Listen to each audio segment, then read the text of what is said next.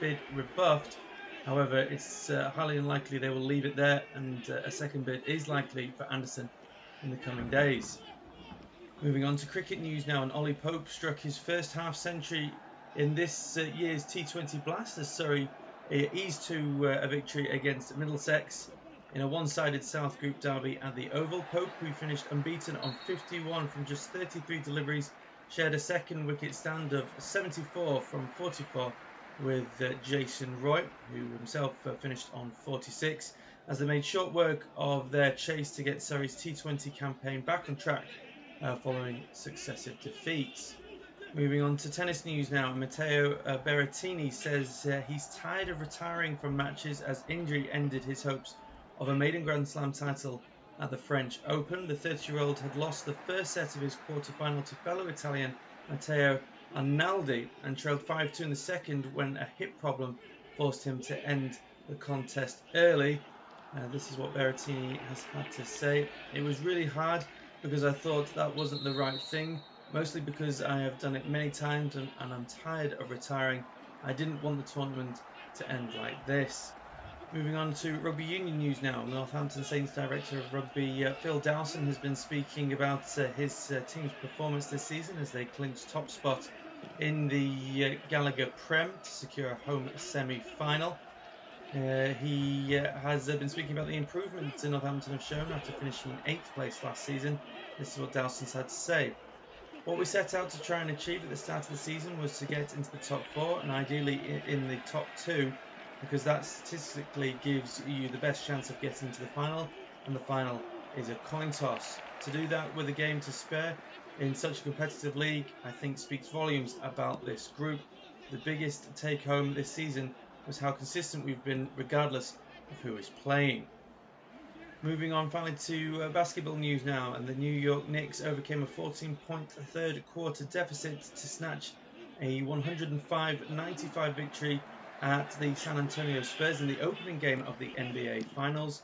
Jalen Brunson scored 13 of his 30 points in the final quarter as the Knicks scored 11 points without reply to surge clear in the final 2 minutes. With their 12th win in a row, the Knicks matched the second best all-time postseason streak set by the Spurs all the way back in 1999. That's all for now. We'll have more later. These are your latest sports news headlines. I'm Alex Jack. We'll start with news concerning Manchester City. Reports have suggested they have opened up talks for midfielder Elliot Anderson with Nottingham Forest, but the Tricky Trees have rejected an opening bid. Well, reports last week suggested the 23-year-old England international is leaning towards a move to the Etihad Stadium, whilst there's also thought to be interest from City's rivals Manchester United, but Anderson is thought to prefer a move to the blue side of Manchester. There is thought to be growing expectation Anderson will leave the City ground this summer, and City have now formalised interest with their first bid rebuffed. However, it's highly unlikely they will leave it there, and a second bid is likely for Anderson in the coming days.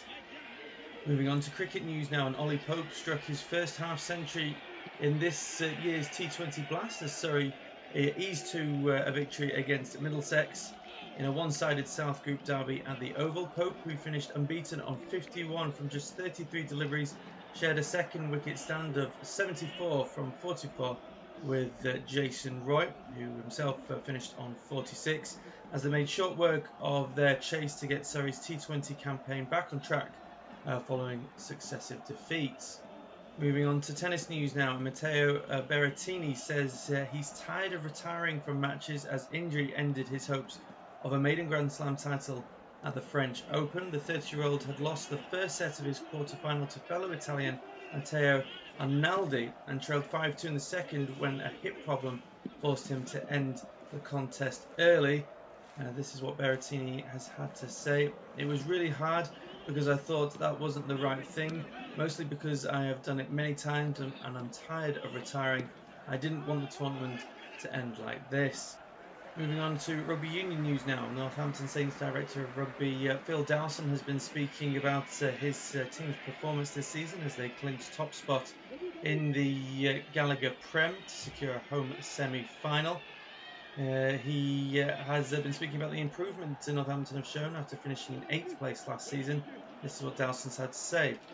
What we set out to try and achieve at the start of the season was to get into the top 4 and ideally in the top 2, because that statistically gives you the best chance of getting to the final, and the final is a coin toss. To do that with a game to spare in such a competitive league, I think speaks volumes about this group. The biggest take home this season was how consistent we've been regardless of who is playing. Moving on finally to basketball news now, and the New York Knicks overcame a 14-point third quarter deficit to snatch a 105-95 victory at the San Antonio Spurs in the opening game of the NBA Finals. Jalen Brunson scored 13 of his 30 points in the final quarter as the Knicks scored 11 points without reply to surge clear in the final 2 minutes. With their 12th win in a row, the Knicks matched the second best all-time postseason streak set by the Spurs all the way back in 1999. That's all for now. We'll have more later. These are your latest sports news headlines. I'm Alex Jack. We'll start with news concerning Manchester City. Reports have suggested they have opened up talks for midfielder Elliot Anderson with Nottingham Forest, but the Tricky Trees have rejected an opening bid. Well, reports last week suggested the 23-year-old England international is leaning towards a move to the Etihad Stadium, whilst there's also thought to be interest from City's rivals Manchester United, but Anderson is thought to prefer a move to the blue side of Manchester. There is thought to be growing expectation Anderson will leave the City ground this summer, and City have now formalised interest with their first bid rebuffed. However, it's highly unlikely they will leave it there, and a second bid is likely for Anderson in the coming days. Moving on to cricket news now, and Ollie Pope struck his first half century in this year's T20 Blast as Surrey eased to a victory against Middlesex in a one-sided South Group derby at the Oval. Pope, who finished unbeaten on 51 from just 33 deliveries, shared a second wicket stand of 74 from 44 with Jason Roy, who himself finished on 46, as they made short work of their chase to get Surrey's T20 campaign back on track following successive defeats.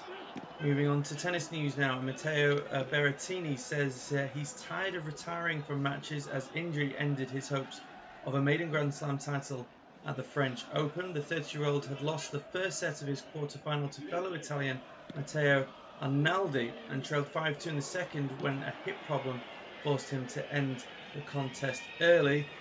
This is what Berrettini has had to say. It was really hard because I thought that wasn't the right thing, mostly because I have done it many times and I'm tired of retiring. I didn't want the tournament to end like this. Moving on to rugby union news now. Northampton Saints director of rugby Phil Dowson has been speaking about his team's performance this season as they clinched top spot in the Gallagher Prem to secure a home semi-final. He has been speaking about the improvements Northampton have shown after finishing in 8th place last season. This is what Dowson's had to say. What we set out to try and achieve at the start of the season was to get into the top 4 and ideally in the top 2, because that statistically gives you the best chance of getting to the final, and the final is a coin toss. To do that with a game to spare in such a competitive league, I think speaks volumes about this group.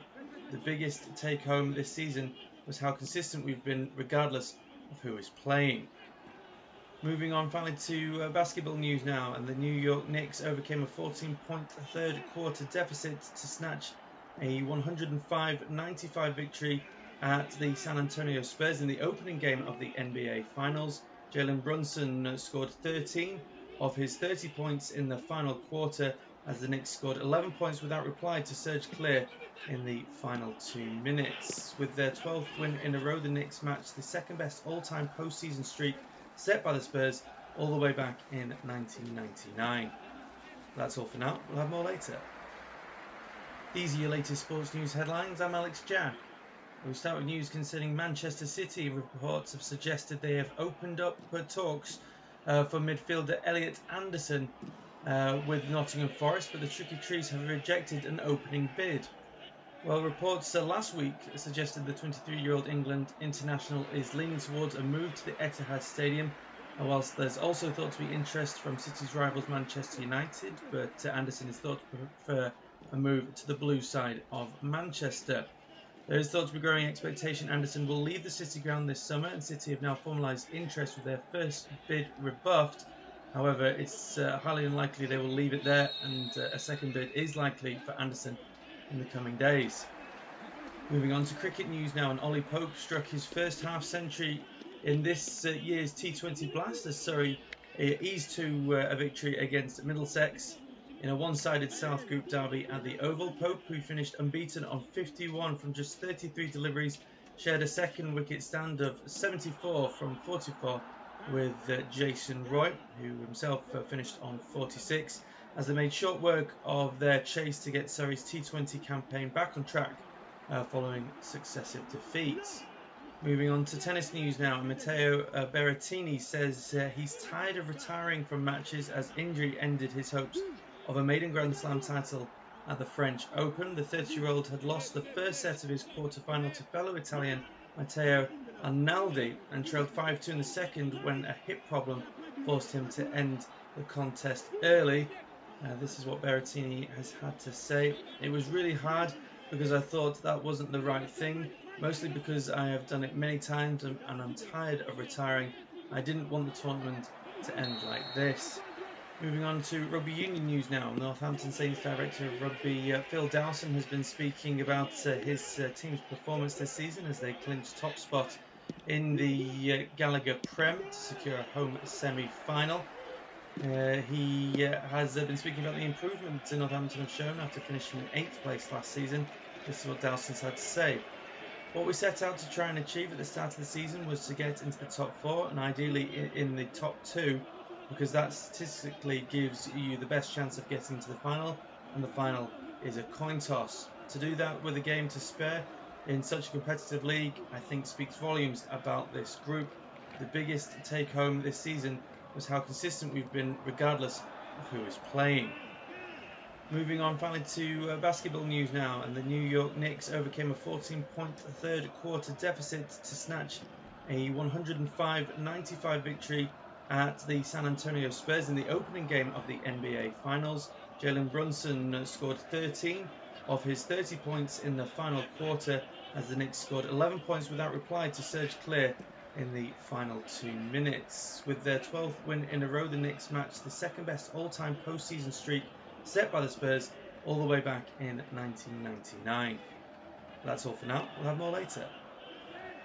These are your latest sports news headlines. I'm Alex Jack. We'll start with news concerning Manchester City. Reports have suggested they have opened up talks for midfielder Elliot Anderson with Nottingham Forest, but the Tricky Trees have rejected an opening bid. Well, reports last week suggested the 23-year-old England international is leaning towards a move to the Etihad Stadium, whilst there's also thought to be interest from City's rivals Manchester United, but Anderson is thought to prefer a move to the blue side of Manchester. There is thought to be growing expectation Anderson will leave the City ground this summer, and City have now formalised interest with their first bid rebuffed. However, it's highly unlikely they will leave it there, and a second bid is likely for Anderson in the coming days. Moving on to cricket news now, and Ollie Pope struck his first half century in this year's T20 Blast as Surrey eased to a victory against Middlesex in a one-sided South Group derby at the Oval. Pope, who finished unbeaten on 51 from just 33 deliveries, shared a second wicket stand of 74 from 44 with Jason Roy, who himself finished on 46, as they made short work of their chase to get Surrey's T20 campaign back on track following successive defeats. Moving on to tennis news now, Matteo Berrettini says he's tired of retiring from matches as injury ended his hopes of a maiden Grand Slam title at the French Open. The 30-year-old had lost the first set of his quarter-final to fellow Italian Matteo Arnaldi and trailed 5-2 in the second when a hip problem forced him to end the contest early. This is what Berrettini has had to say. It was really hard because I thought that wasn't the right thing, mostly because I have done it many times and I'm tired of retiring. I didn't want the tournament to end like this. Moving on to rugby union news now. Northampton Saints director of rugby Phil Dowson has been speaking about his team's performance this season as they clinched top spot in the Gallagher Prem to secure a home semi-final. He has been speaking about the improvement Northampton have shown after finishing in 8th place last season. This is what Dowson's had to say. What we set out to try and achieve at the start of the season was to get into the top 4 and ideally in the top 2, because that statistically gives you the best chance of getting to the final, and the final is a coin toss. To do that with a game to spare in such a competitive league, I think speaks volumes about this group. The biggest take home this season was how consistent we've been regardless of who is playing. Moving on finally to basketball news now, and the New York Knicks overcame a 14-point third quarter deficit to snatch a 105-95 victory at the San Antonio Spurs in the opening game of the NBA Finals. Jalen Brunson scored 13 of his 30 points in the final quarter, as the Knicks scored 11 points without reply to surge clear in the final 2 minutes. With their 12th win in a row, the Knicks matched the second best all-time postseason streak set by the Spurs all the way back in 1999. That's all for now. We'll have more later. These are your latest sports news headlines. I'm Alex Jack. We'll start with news concerning Manchester City. Reports have suggested they have opened up talks for midfielder Elliot Anderson with Nottingham Forest, but the Tricky Trees have rejected an opening bid. Well, reports last week suggested the 23-year-old England international is leaning towards attack is still alive, but we're just starting to enter almost that pre-season phase once again. Of course, the season's only been done for a couple of weeks or a few weeks. If you're playing in the AFL, of course, Shea Charles, one of the better players in the AFL last season for Southampton, had a disappointing end to the season with the heartbreak of, let's just say, his club letting him down and his fellow teammates. The Spygate drama that probably one of the more controversial things that's happened in Championship history. A team being thrown out of the playoff final. You'd have thought that Southampton would have been favourites to win that playoff final as well. In the end, Hull went on to get promoted themselves. 2 minutes into this one, nothing really to shout or rave home about so far, as Northern Ireland play it over the top towards the right-hand side. It's Smythe who looks to bring it down again. It's a busy start from him, but a good challenge in from Silla. And then Smythe brings his man down.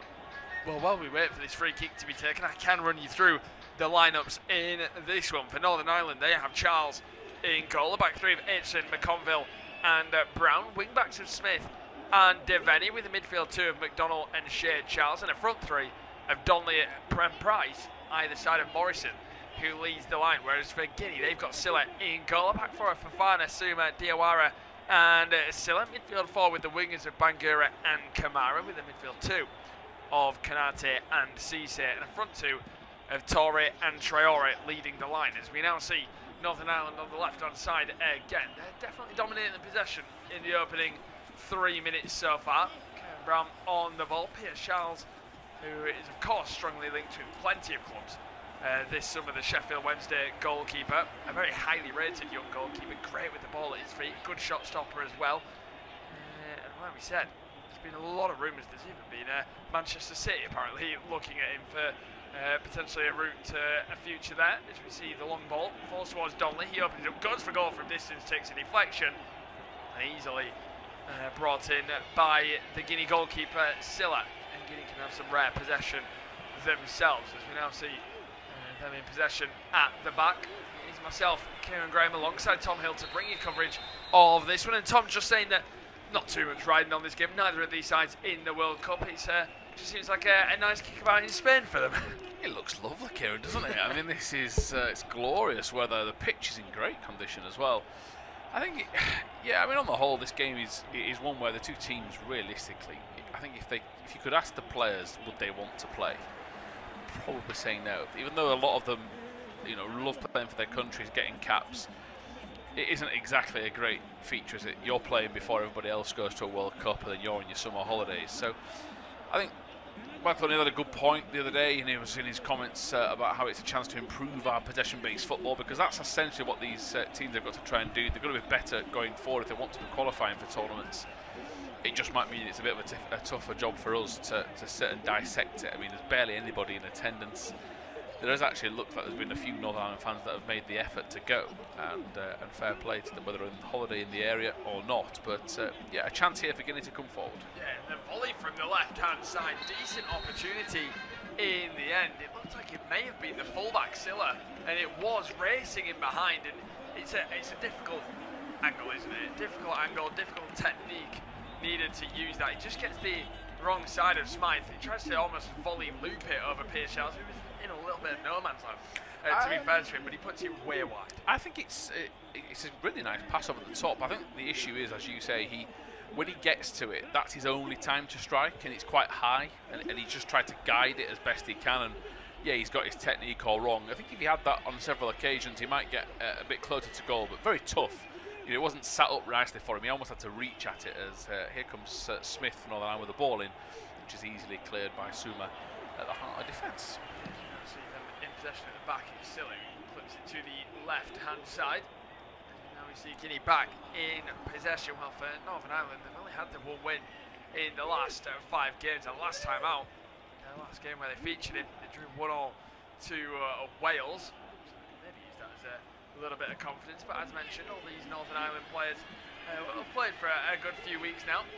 So maybe that little bit of rust, just trying to dust that off as we see Guinea at the back. Ball towards the left-hand side. It's a little bit heavy for Diawara, but he gets there, he keeps it alive. It's going to be once again in the middle of the park with Diawara.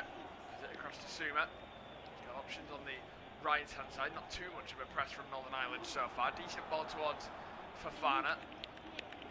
Cuts inside, looks for a pass in the middle. It's never the right option, and he gives it away. And here come Northern Ireland on the break with a decent opportunity down the left-hand side. Nice sharp turn in the end. We now see Price picks it up from distance. He's going to hit it from distance as well. He hooks across, takes a deflection, goes behind for a corner, and an early opportunity. We've seen him score some good goals throughout his career so far, Isaac Price, but yeah, taking a deflection, going behind for a corner. Yeah, he had to hit it though, Kieran. I think it's set up in a nice position for him. He got so much room to manoeuvre into. Again, with it being a friendly and there's lack of opposition, lack of pressure and a lack of options in your fellow colours, you might as well have a dig. And I thought where he was positioning, in fairness to Guinea, they closed it down quite well. But the goalkeeper Silla was pretty panicked. Yeah, you can see the ball on this right-hand side with Morrison, who leads the line, the Liverpool youngster today. So the ball go across to the left-hand side from McDonald. Nice sharp turn from Donnelly, who gets away from his man not once but twice. In the end, he was pulled back, and it's going to be a free kick. Northern Ireland definitely enjoying the opening 8 minutes of this one. Yeah, you can see the players there. There's a lot of them. You know, they're pretty warm out there. The sweat's building up on the side of the foreheads, and you know, tough conditions in terms of the heat. But these sets of play, you'd say it's probably Guinea that prefers it, but they're not preferring how the game is going tempo-wise, Kieran. They're quite under the pump. I wouldn't say it's frantic though.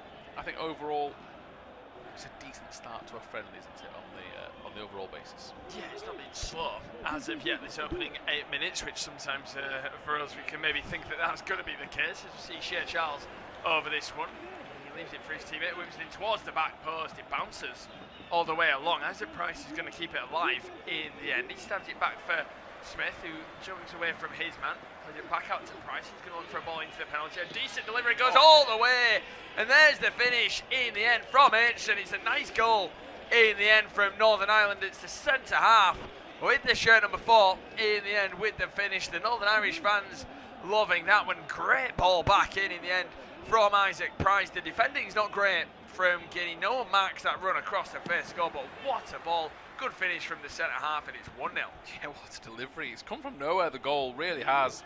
The delivery in from the right edge, it's got a real bit of power behind it, bit of swaz, bit of curl, and it's just whipped around I guess the back 4 really, if you're going to look at it. And then the run of Aitchison is a striker's dream really. You get in behind the 2 centre-backs, Kieran, you make your near post run, and then you slot it home. If Donnelly got a delivery like that, it'd be over the moon. So great start for Northern Ireland, and their fans that are in attendance, those that have got their tops off, those that have got the green on, all on their feet, applauding in what is a great opportunity to improve the town. Yeah, there is not a single cloud in the sky. Me and you wouldn't really do well over there. No, I'm not sure we would. Factor 50 in the shade. We could commentate over there from the stand side, which is the only part of the ground. There's like a very thin slither of shade. The rest of the entire pitch is covered in the beautiful sunshine.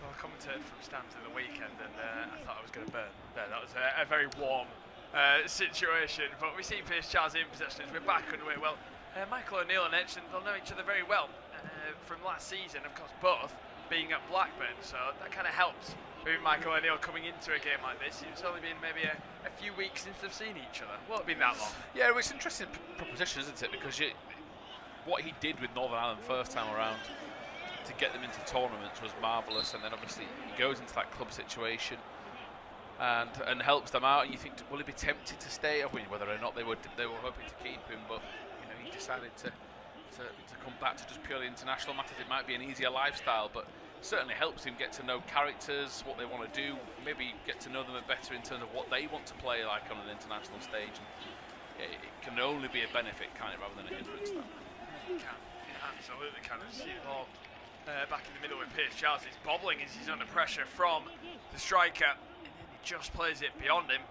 So we now see ball still in possession with Pierce Charles. He plays it all the way across for McConville. Of course, Charles runs out playing. That's a terrible ball from McConville, who gives it away, and they're running through the middle. It's Cisse on the edge of the box. It's a bit of a scramble. It falls to Traore, back to Cisse. Goalmouth scramble still, and Northern Ireland just about deal with their lines on this left-hand side. Devaney in possession, turns away, finds his man, and Brown can clear his lines. Well, Devaney has had next to no time off, hasn't he? Because of course Crystal Palace's season has only just ended with the European delights. Yeah, he might have still enjoyed the party for a little bit, but yeah, these players will have known this has been coming. There's a few players, I guess, bigger names that would have maybe been involved over the years, and this is a fixture that you want to try and tweak things. But yeah, Devaney, it's a prime opportunity for him to get a name on the international stage. It's of course of these games as well that maybe other clubs are looking at as potential signings for loans or for permanent moves. What's their attitude like when they play lesser opposition? You're always being analysed, and I mean, what a great career season he's had or two at Crystal Palace. Yes, a member of the fringe member of the squad, but an experience that's invaluable. And that little warning sign, Kieran, with that bad pass out the back from McConville, just a slight glaring issue where you think he's still a friendly. They've got to keep the concentration levels really high. Well, McConville had a great second half of the season in the Championship with Norwich. Most of the Norwich players did under Clement. I mean, they had a real late push going from relegation content to if maybe that push started 1 month earlier, could have even got in the playoffs. Yeah, the country has just totally bypassed me, but the chap up front, Torre, I was looking at the World Cup preview for his nation. It'll come to me in a second.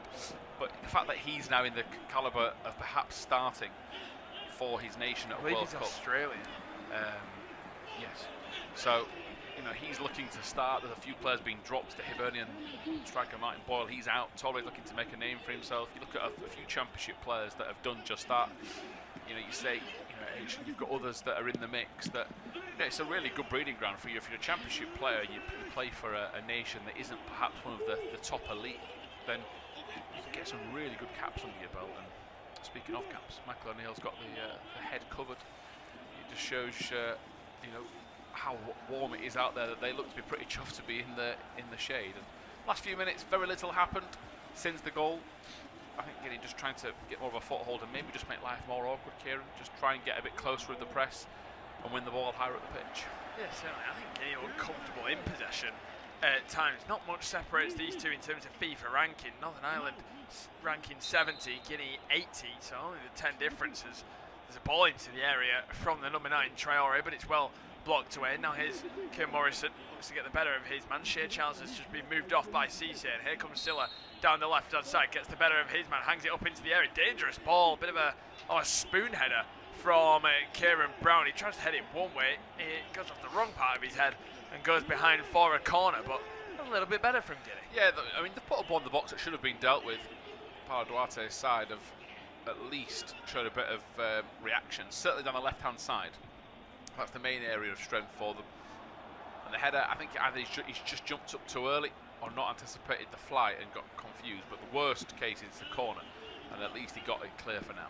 Yeah, see 15. Cisse, the man over this one. He's got plenty of options to aim for as they crowd the goalkeeper, maybe trying to play on the height of Piers Charles as he hangs it up all the way towards the back post, a little bit over hit. But it's headed away in the end by Brown. Devaney trying to keep it alive, but it goes behind for Guinea. Throwing well for a Guinea point of view over there. Recent fixtures, they've only lost one in their last 9 games, and it was their last fixture against Benin, a 1-0 loss. So they're not really used to losing much this side. We now see Silla, the ball to the right hand side, looking towards Torre. He looks to knock it down. It goes in behind. Good defending, strong defending from Kieran Brown. It's a bit of a, it's like a ditch, isn't it? Behind the goal, bit of a drop. That can always be a little bit dangerous as he drops down it, but he seems okay. And it goes through a goal kick, just a bit of an overhit pass. Yeah, I do think Torre maybe got confused on whether he should chest it or head it, and then he didn't really do either well enough. Should have picked his poison and gone with it and had a bit more conviction. Yeah, it is an awkward hill coming off the end of the pitch there, which if you rolled your ankle on it, you'd be in a bit of bother. But good, solid defending. Nice to see that Guinea have come into this with a bit more attitude last 5 minutes, which will really get under the skin. Yeah, as we now see them on the attack as well. It's Kamara, decent ball in just the tiniest bit over the head of Torre. Devaney can keep it alive, and he finds Price. He looks to turn away from his man. Good challenge in, and it's cleared away. It certainly feels like it's maybe 95% Northern Irish fans in that far side. I'm not sure if you could even scrape that there's 400 fans in there. Which I'm not sure we can blame them for. I think 200 would be pushing it. Yeah, potentially. There's not many. Yeah, I mean, I think for Guinea though, Kieran, you look at that. You just mentioned the fact about it's, we look at the game as a whole and you think, yeah, both of the teams probably don't want to be in here. Guinea's situation though, of course, is they need to improve. They want to be competing in years to come at AFCON, or at least be, not being looking for the wooden spoon and things like that. They need to be starting to play in these nations that are around them rather than just playing teams on their own continent. It's good for them to travel. There's been an incident here, the referee just stopping the game to allow 2 players to try and cool things off. I think it was Bangora and McDonald in midfield. But yeah, for Guinea's perspective, what can they do? As you say, the 10 ranking places are nothing in reality for FIFA. A good qualifying campaign can all that in a heartbeat. So try and make life very tough for a team that, of course, got to a tournament. If you're a Guinea representative, that's how you're selling it, isn't it, to your nation? This is a team that have competed at recent tournaments, and we haven't. Yeah, they'll be disappointed that the goals come from almost a bit of a failed initial corner, wasn't it? And then it kind of just got worked back out, and it was a great delivery on the second time of asking, which will frustrate them. The marking was pretty poor. The concentration was pretty poor as well at the back, but we see them in possession again, Guinea. They've seen a lot of the ball over the last 5 minutes or so. Silla with an overhit past the goalkeeper in the end. Cisse with some acrobatics to try and keep it alive, ends up giving away a throw, and it just felt like they played into trouble a bit there. Yeah, I'm just trying to think actually, when you mentioned that corner, do we think, I am clutching, and I mean clutching for Guinea, but do we think perhaps because it was in the shade, were they a little bit, just for a split second, lost sight of where the ball was between them, and then obviously the sun in their face? Have they maybe not anticipated the power on the cross, because Price was really far in that corner when he delivered it, and it's just flashed across the face of goal. But it did seem to catch them out by surprise. But yeah, I mean, since then, Guinea with that mistake in possession, desperately try to keep it alive and end up doing the wrong thing as a goal kick's given from the long throw-in. It's almost just a little bit like they weren't set for what was going to happen. And that is strange, because it was very much, he could only ever have really crossed that ball. So he was never going to do anything else. So yeah, it's the concentration, like I said, in my opinion, just didn't really seem set to deal with the situation. It's a goal kick for Guinea now, 19 minutes in. I'll tell you what, you look at this on paper, maybe roll your eyes and think this could be a poor long game. It's gone pretty quickly, this opening 20 minutes so far, in my opinion, as you see Smythe in possession. Why have you just spoken before you want to give it to me? If you've cursed me, I activate back at half time. Well, that'd be revenge for all the times you've cursed me in the season just gone. Trust me, I've got my fingers crossed for this upcoming season for many European extra times. But we see a throw in, getting ready to be taken now. Yeah, I won't be here. I'll refuse to do overtime. I think the game has been played at a decent pace, isn't it? Just won a free kick from that foul on Jay Charles. Clumsy challenge. This is where Guinea let themselves down, getting into an area that maybe they're not streetwise enough, and go, oh, right, he's in trouble here. I'll just give him a quick nudge. I'll get away with it. But there's some good players that play at a decent level. You look at Bangura playing at Genk. You've got players on the continent that should really there be making sure he knows that was a big mistake. Wait to 3 AM extra time in the World Cup, then I'll be laughing. Then you'll get the message and see the ball whipped in by Shea Charles. Well, headed away, of course. So looking forward to the World Cup. I think everybody's maybe just starting to creep into that World Cup moon. I feel like he's come a lot quicker than expected, and he's literally round the corner. Of course, on this service, we will be covering every single World Cup fixture. As you see, Piers Charles plays it down the left-hand side, played away by Guinea, but once again it's going to go forward. Now it's into the possession of Suma. Plays it in the middle for Bangura, looks to turn away from his man. Donnelly applying the pressure. Bangura keeps it though, and then finds Kanate. Left-hand side for Silla. Looks for a ball down the line, looking for Kamara. He gets there ahead of Aitson. It's a lovely turn from the number 12 as he races into the penalty area. Looks for a cutback. It's missed and a striker goal. What a save that is from Piers Charles. We mentioned that he's not the tallest of goalkeepers, but great reactions to make the save from Torre. Lovely play from Kamara in the build-up, but it's a great save, and he tipped it behind for a corner. Yeah, move of the match, Kieran, easily. Yes, the defender misses the clearance, and that helps their cause, but I don't think it's going in at first. But you look at Charles, he has to make a split-second decision. He has to tip it over the bar, and possibly it was going to dip underneath the crossbar, or at least hit it. I think from a striker's perspective or a winger, he'd like to have that again and get over the ball and keep it low, but he at least got a set piece out of it. It does. It's a corner coming up for Guinea, hung up towards the penalty spot, evades everybody towards the back post. It falls for Diawara. He goes for goal. It's well blocked away and then cleared away as well. A floated corner that wasn't really well dealt with by Northern Ireland. Still, the goalkeeper takes a chance. He then plays the ball to the left-hand side, puts it straight out for a throw-in. A little bit messy at the back on both occasions there. Yeah, that's Somala Silla to Sekou Silla, and neither of them were on the same page. I thought a bit harsh on the left back. He asked for the ball, the keeper just overplayed it, and Sekou Silla had a bit of a glare at him to try and tell him to maybe smarten up a little. But that could have been something for Northern Ireland there, just a simple long ball forward, and just technically Guinea not capable enough of handling. Silla quite far, plays at a higher level. Teammates for Guinea, plays in France for Stade de Reims. Somala Silla, that is the goalkeeper, only 22 years of age. She had a long ball, well headed away by Kanate, to be knocked down. He's brought down by Bangura. It's Fofana on the right hand side. He finds Torre, looks to skip away from his man, plays it in the middle. It's a nice play. Decent passages of play for Guinea. Don't look a bad footballing team at all so far. Kanate, ball to the left hand side. And Silla looks to get the better of his man, and he does so. Plays the ball into the area, looking for Traore. He turns away from his man. What a turn it was as well. And a great block in from McConville. That was a decent chance for Traore. But with that, 23 minutes on the clock, we've reached the halfway stage of this first half. Guinea definitely having the better of the last 10 minutes or so, but it is Northern Ireland who have the lead going into this stage. It'll be Tom to take you through to half time. Yeah, cheers, Kieran. Traore there looking really sharp. I noticed it from the last instance when he turned in the box. He just seemed to level quicker than everybody else, but his shot was blocked as Cisse has come across to take this corner. He takes it short. It's a 1-2 that's laid backward, but just maybe overhit it a little. That ball is cannoned off the head of Morrison, who will need a minute to compose himself here. Kieran Morrison, the Liverpool '21 ace. That has hit him right in the side of the head. He hasn't stayed down though, he's on his knees. The physios are now going to have to come across and ensure that he is okay. But yeah, let's say that that made a decent enough impact. I'm sure if you were in the ground, you'd have heard that because of the lack of fans in attendance today. You'd have heard the sting from the Liverpool playmaker.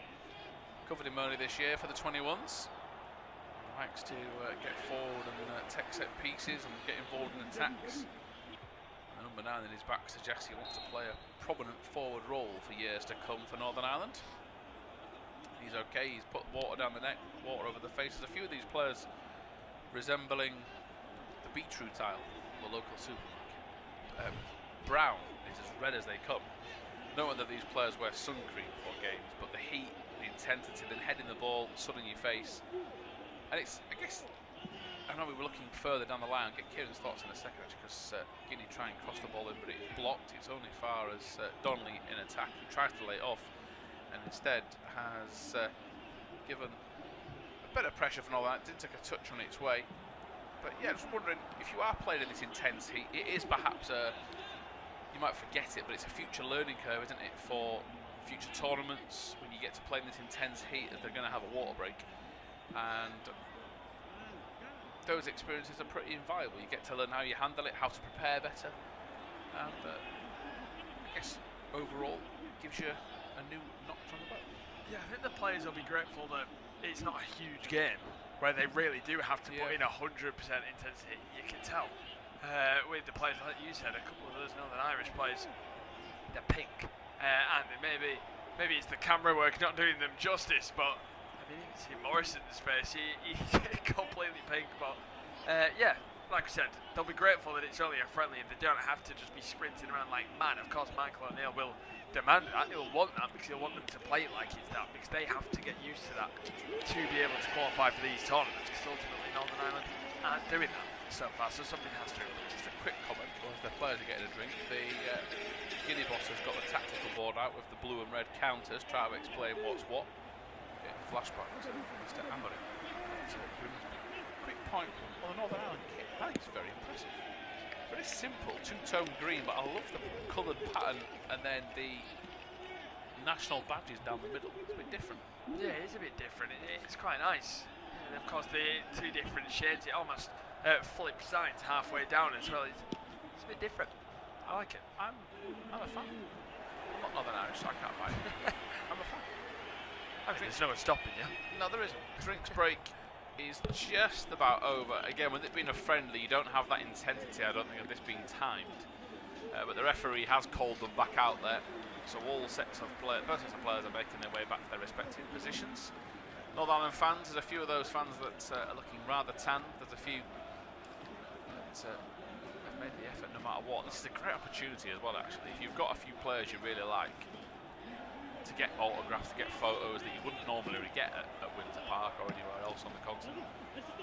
So it's an opportunity, I think, that Mark O'Neill will get his players to go and say thanks to the travelling party. It's a long throw-in, absolutely massive one down the line towards Donnelly. Shay Charles heads it on, it's flicked on by McDonald. And into defence for Guinea, who turn around in Suma. Suma's under pressure though, and he goes back to Somali Silla, who clears. Bit of a slice clearance, but it's actually accurate enough up towards Traore. Lovely flick on young 19-year-old young man that's got a bit about him up there, the number 9. So here comes Devaney, spins and turns, just loses his footing a little as he goes back inside to teammates and defender McConville. Now out towards goal scorer Action. Right on the right wing is Morrison, just holding possession. Guinea's pressurising has lifted a little, and they're putting pressure as the ball is hooked away by Pierce Charles of Sheffield Wednesday out to the left flank. And they'll be charging for beautiful ball in attack for Northern Ireland. Is released to Price. The ball from him hits Donnelly on the back of the ankles. Guinea recover it in the shape of Diawara.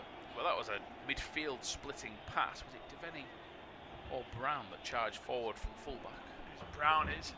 Once again, I mean, we've already known this. If you watch the EFL or Northern Ireland before, a lot of trust in Pierce Charles. They're willing to put him under pressure.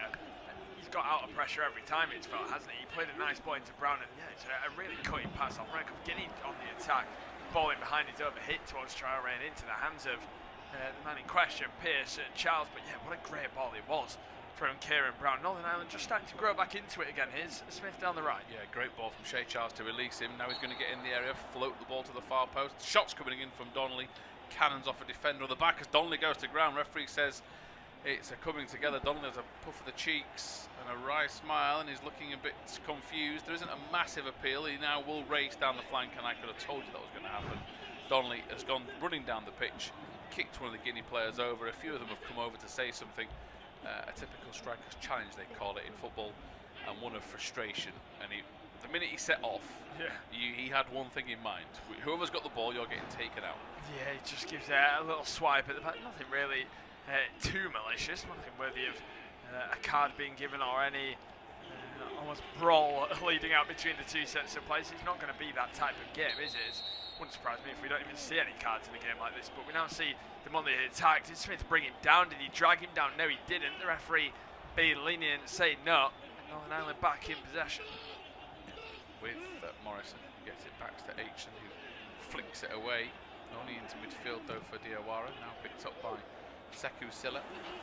Guinea. Fired forward by Suma into the feet of Cisse. Out to Fofana now, and Cisse recovers and tries to flick it forward. It's a beautiful pass he has done into Traore. Now they've released the ball into the penalty area. Guinea are carving them open, but they've got the cross blocked of Northern Ireland. Have cleared it with Price, only as far as Traore again, who scoops it up and under. Little flick on header from Cisse. Northern Ireland are trying to wrestle this back. Morrison brings it down beautifully well, then it's taken from him by Donnelly, who didn't need to do so. Donnelly's got to be careful, he's got a little swipe or two out. I think Morrison's annoyed. The first touch is exquisite. He plucks it out of the sky and he's about to run away with it.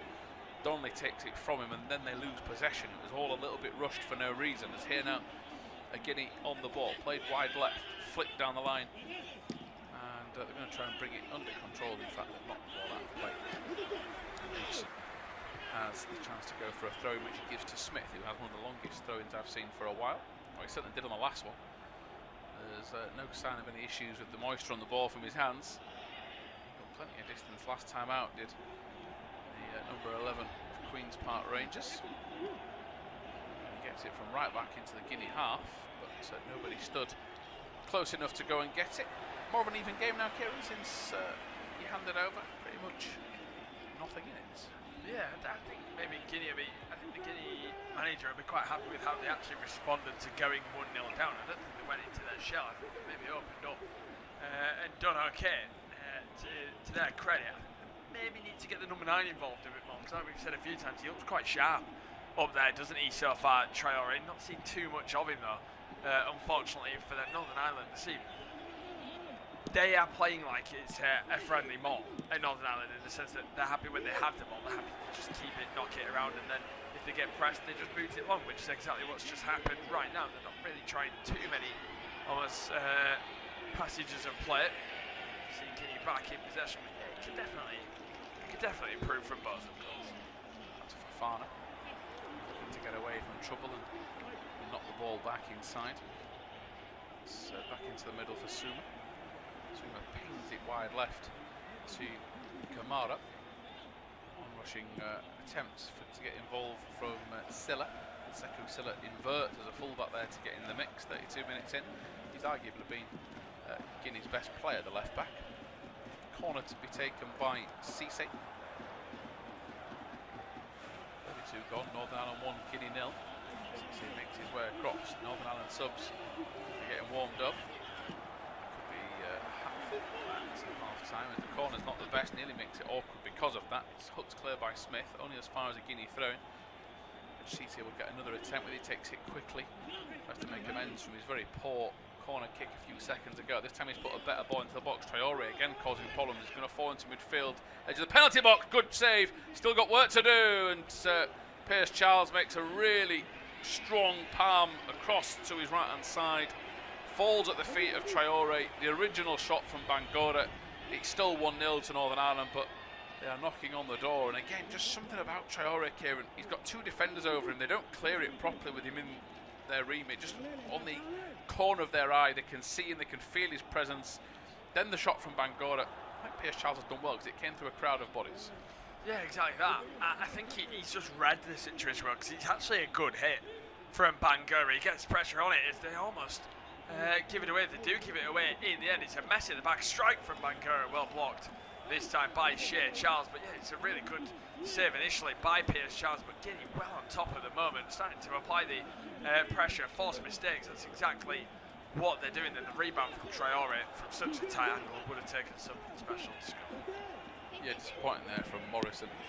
He just backed out a 50-50, and that's allowed Guinea to advance. Kieran Morrison didn't need to. There's a lot of modern players now that try and use trickery to get away from tackles. If it comes off, you look great, but when a player just wants the ball more than you, they're naturally going to get there. They just took it from him. They have got a throw in here, though, Northern Ireland, which will be taken by Smith. And he fires it into the middle. It's nearly a crossfield pass that. He's actually given it away, though. It's up to Traore again. Shea Charles gets it clear. And it's played out towards the left edge by McDonald, and he's going to release Price, who for the first time in what feels like an age has a bit of space. On-rushing run coming from Devaney, but that is ignored. Back into McDonald. Northern Ireland build out from the back. It's with Brown. Rolled across to Aitchison. 1-0 it remains to Northern Ireland in Cadiz. Aitchison swings the right boot across the ball out to the flank. He's picked up by Price. He's going to carry it inside. There's a little glance across the midfield because he has Smith on his opposite flank, but he's overplayed it. And it's out for a Guinea throw. But again, you see Northern Ireland came and just try and stretch it a little bit. They have had quite a quiet spell in possession. We want to see them dictate the play and try and set the tempo. Yeah, they do, and the favourites coming into this, they've got the more seasoned pros who play at the higher level. We expect them to have a lot more of the ball to Northern Ireland, but I think the fact that they got that early lead just to the foot of the gas a little bit. But yeah, like we said, we've seen the likes of Shea Charles in possession, Donnelly, Isaac Price. If they want to turn it on, then they can take this game to a bit of a next level, but we're just yet to see it. As of the moment, apart from the goal, of course, Donnelly Smith coming down the right side, no free kick given, which surprised me. Yeah, I thought that was quite a strong challenge. Good ball from Morrison inside to Donnelly, who took too long, wanted to come inside. He was dispossessed by Bangora straight away. Donnelly to lead the line with much quality at the moment. Youngster only 21 himself. It's a big asset for a lot of these youngsters. It's a good experience for them.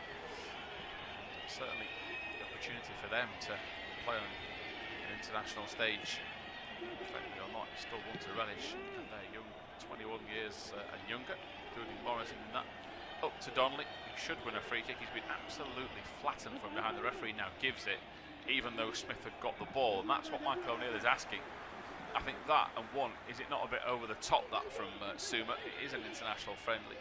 But yeah, he went for the big chest press, pushed straight through the back of Donnelly, and the referee spotted the free kick with 9 minutes to go. Are you expecting to have to rip up all your notes for half time for the amount of changes? Oh, well, I mean, you never know. There's probably going to be a million subs, isn't there? At I mean, I hope not, because you don't have a lot of paper. Exactly that. You never know. Full 11s, I think, could be a bit far, but yeah, I don't think we'll see a complete change. It really needs to. I think the conditions maybe play the part a little bit more, but I think these sides, no one seems tired, do they, in this game? I don't think we've hit that real phase of it. Shea Charles bursting forward, what a great run it was. In the end, he overruns it and he goes behind for a goal kick. But I don't think these. I'm not watching this game and thinking there's a real post-season hangover at the moment. The team's still almost in that almost fit zone so far. yeah, Shea Charles just kicked it out because he thinks he's fouled. It's a shoulder to shoulder, according to the referee. Charles thought he was nudged from behind, and him falling over, he's like hacked at the ball, and it's gone behind, and the referee and the officials have had no intention of giving a free kick or a penalty. He's such a natural runner of the ball, is Shea Charles. He's such a powerful man. He looks like Tom Huddleston at a young age in terms of sheer size. When Huddleston couldn't move as well as him. You never saw Tom Huddleston just sit off and stride forward like he does. 5 or 6 strides at the other end of the pitch. He's a great player, a really, really good player. I think Northern Ireland have some really good players as well. It's just about finding that almost balance of maybe utilising or building a good squad for the future, utilising the youngsters, just Devaney, a youngster as well. That's why it's good to see Morrison starting, because you've got to try and build for the future. How can you improve your country's chances of getting into further tournaments while also utilising a bit of experience? It feels like Shea Charles is a bit of a mix of everything, isn't he? 'Cause he seems like quite the leader for a younger midfielder. Yeah, I think the best thing to say is, you mentioned they've got some good players, maybe not fully polished, but they're all very young. They can sort of grow together. You had that veteran era, didn't you, of Evans, Davis, Dallas, Healy before him. They were all at the end of their careers. Really, when the limelight came, Dallas aside, but Davis was a real veteran midfield. Evans was getting injured, but when they were at their best, this group, they could be quite young. As Northern get a free kick, a poor pass from Guinea in midfield, that time from Cisse looking for Bangora. He showed too much of it to Price, who's nipped in, who's had his ankles taken out from underneath him. And while I actually look at that and see Bangora got a toe to the ball, the referee said he took out Price first. I think it's quite an interesting comment to me when he was blindsided. I think they've got to the ball at the same time. And while he's kicked Price, he's kicked the ball at the same time as well. 4 fouls committed by Guinea, 3 by Northern Ireland. Again, as I said, has got that friendly feel to it this time. The referee wipes the brow and prepares to wait for this set piece, which Devaney is stood over. Devaney's at that stage of his career at 22, where you'd like to think for him, he's probably thinking, I maybe have 1 more year at Palace and I move on. Takes the free kick short, not the best pass to Price. Price will float it in. It should be easy catching in practice. It's really poor that from Northern Ireland. You look at Devaney with an extra game in competition in Europe next year. Will he have 1 more go at it, thinking we'll kind of break out under new management? But yeah, 22 for his international career as well, Kieran. You feel like there's a few of those players that if they're not playing week in, week out of the Premier League, they've got moves to make.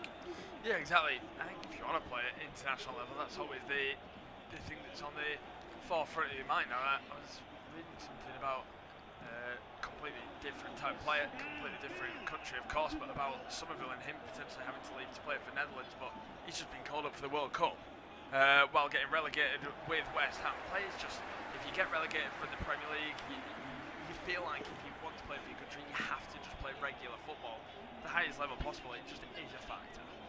Here comes Brown into Price, wants the 1-2, gets it, but he falls over the rebound, and now Guinea are going to go for a shot from distance. It's well wide. There's a quick fire counter on a pop, so 3-on-3.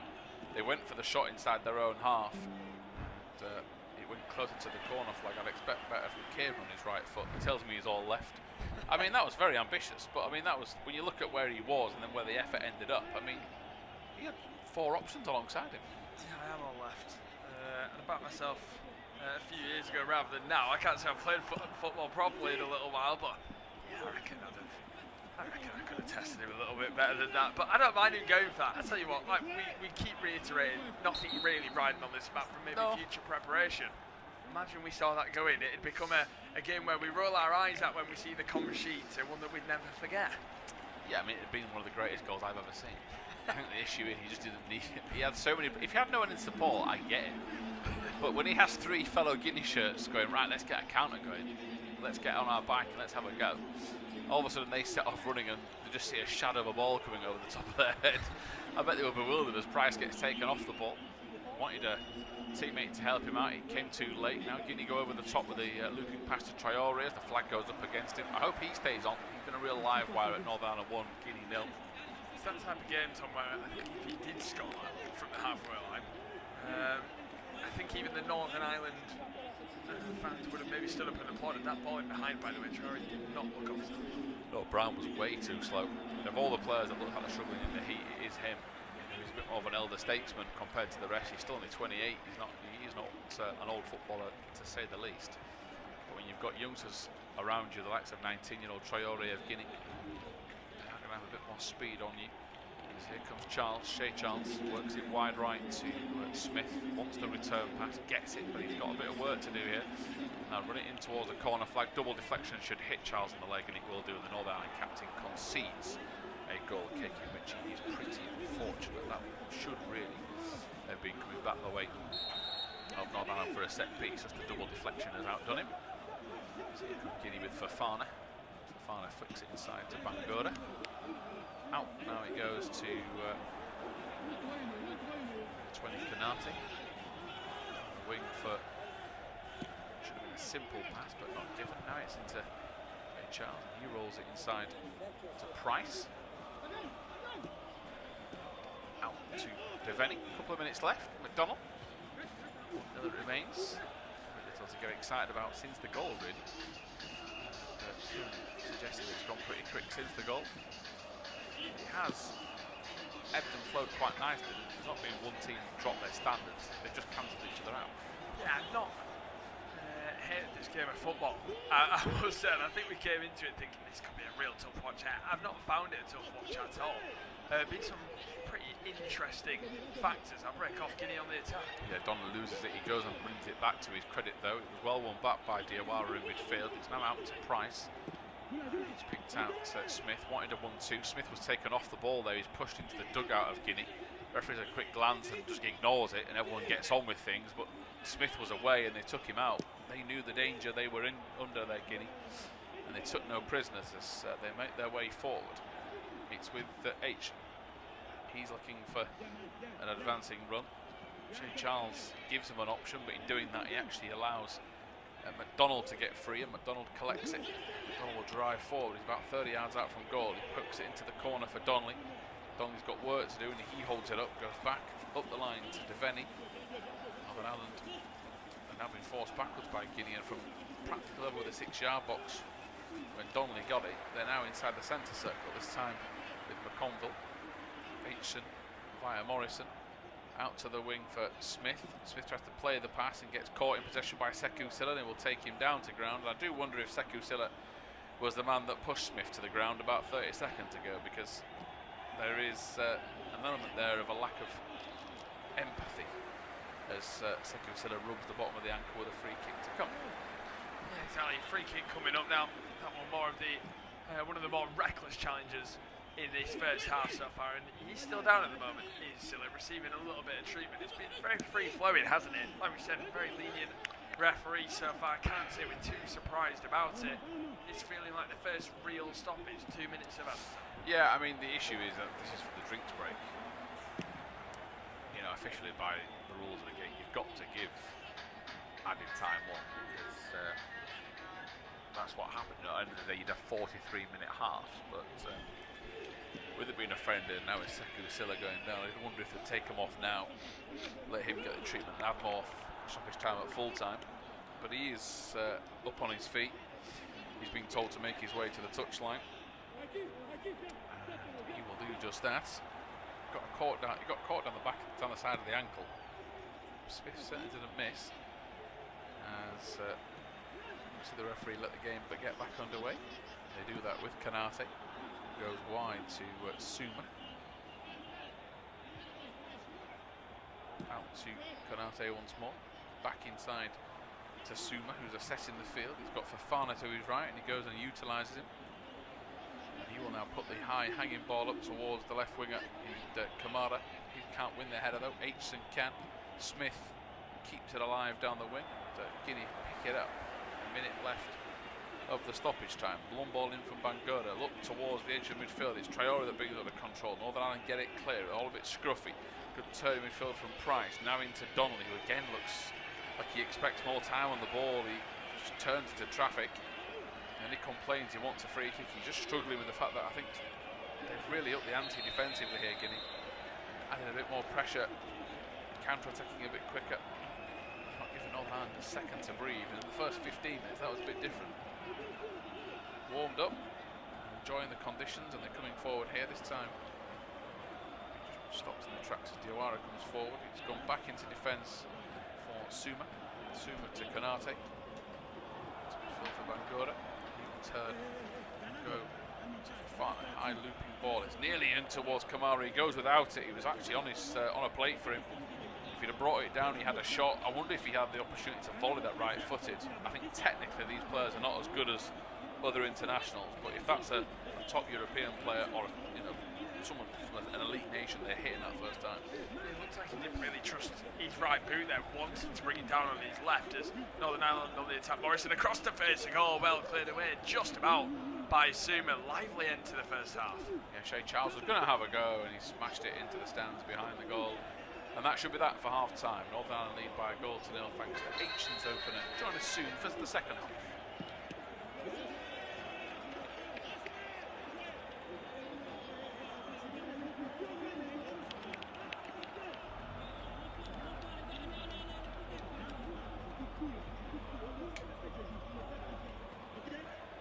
Half-time in Cadiz. It is Northern Ireland 1, Guinea 0. For an international friendly, had its fair share of excitement. Well, they took an early lead, did Northern Ireland, in the opening 10 minutes. It's the Blackburn centre-half getting on the end of a brilliant ball in from Isaac Price, and Aitchison stabbed it home to make it 1-0.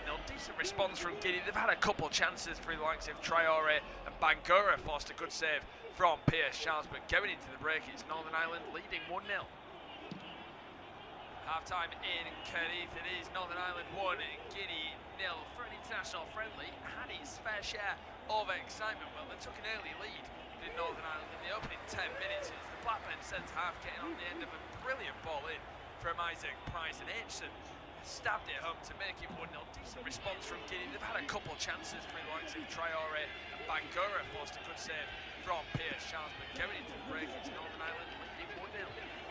Half-time in Cardiff. It is Northern Ireland 1, Guinea 0. For an international friendly, had its fair share of excitement. Well, they took an early lead, did Northern Ireland, in the opening 10 minutes. It's the Blackburn centre-half getting on the end of a brilliant ball in from Isaac Price, and Aitchison stabbed it home to make it 1-0. Decent response from Guinea. They've had a couple chances through the likes of Traore and Bangura. Forced a good save from Pierce. Charles McGarry into the break. It's Northern Ireland leading 1-0. Half-time in Cardiff. It is Northern Ireland 1, Guinea 0. For an international friendly, had its fair share of excitement. Well, they took an early lead, did Northern Ireland, in the opening 10 minutes. It's the Blackburn centre-half getting on the end of a brilliant ball in from Isaac Price, and Aitchison stabbed it home to make it 1-0. Decent response from Guinea. They've had a couple chances through the likes of Traore and Bangura. Forced a good save from Pierce. Charles McGarry into the break. It's Northern Ireland leading 1-0.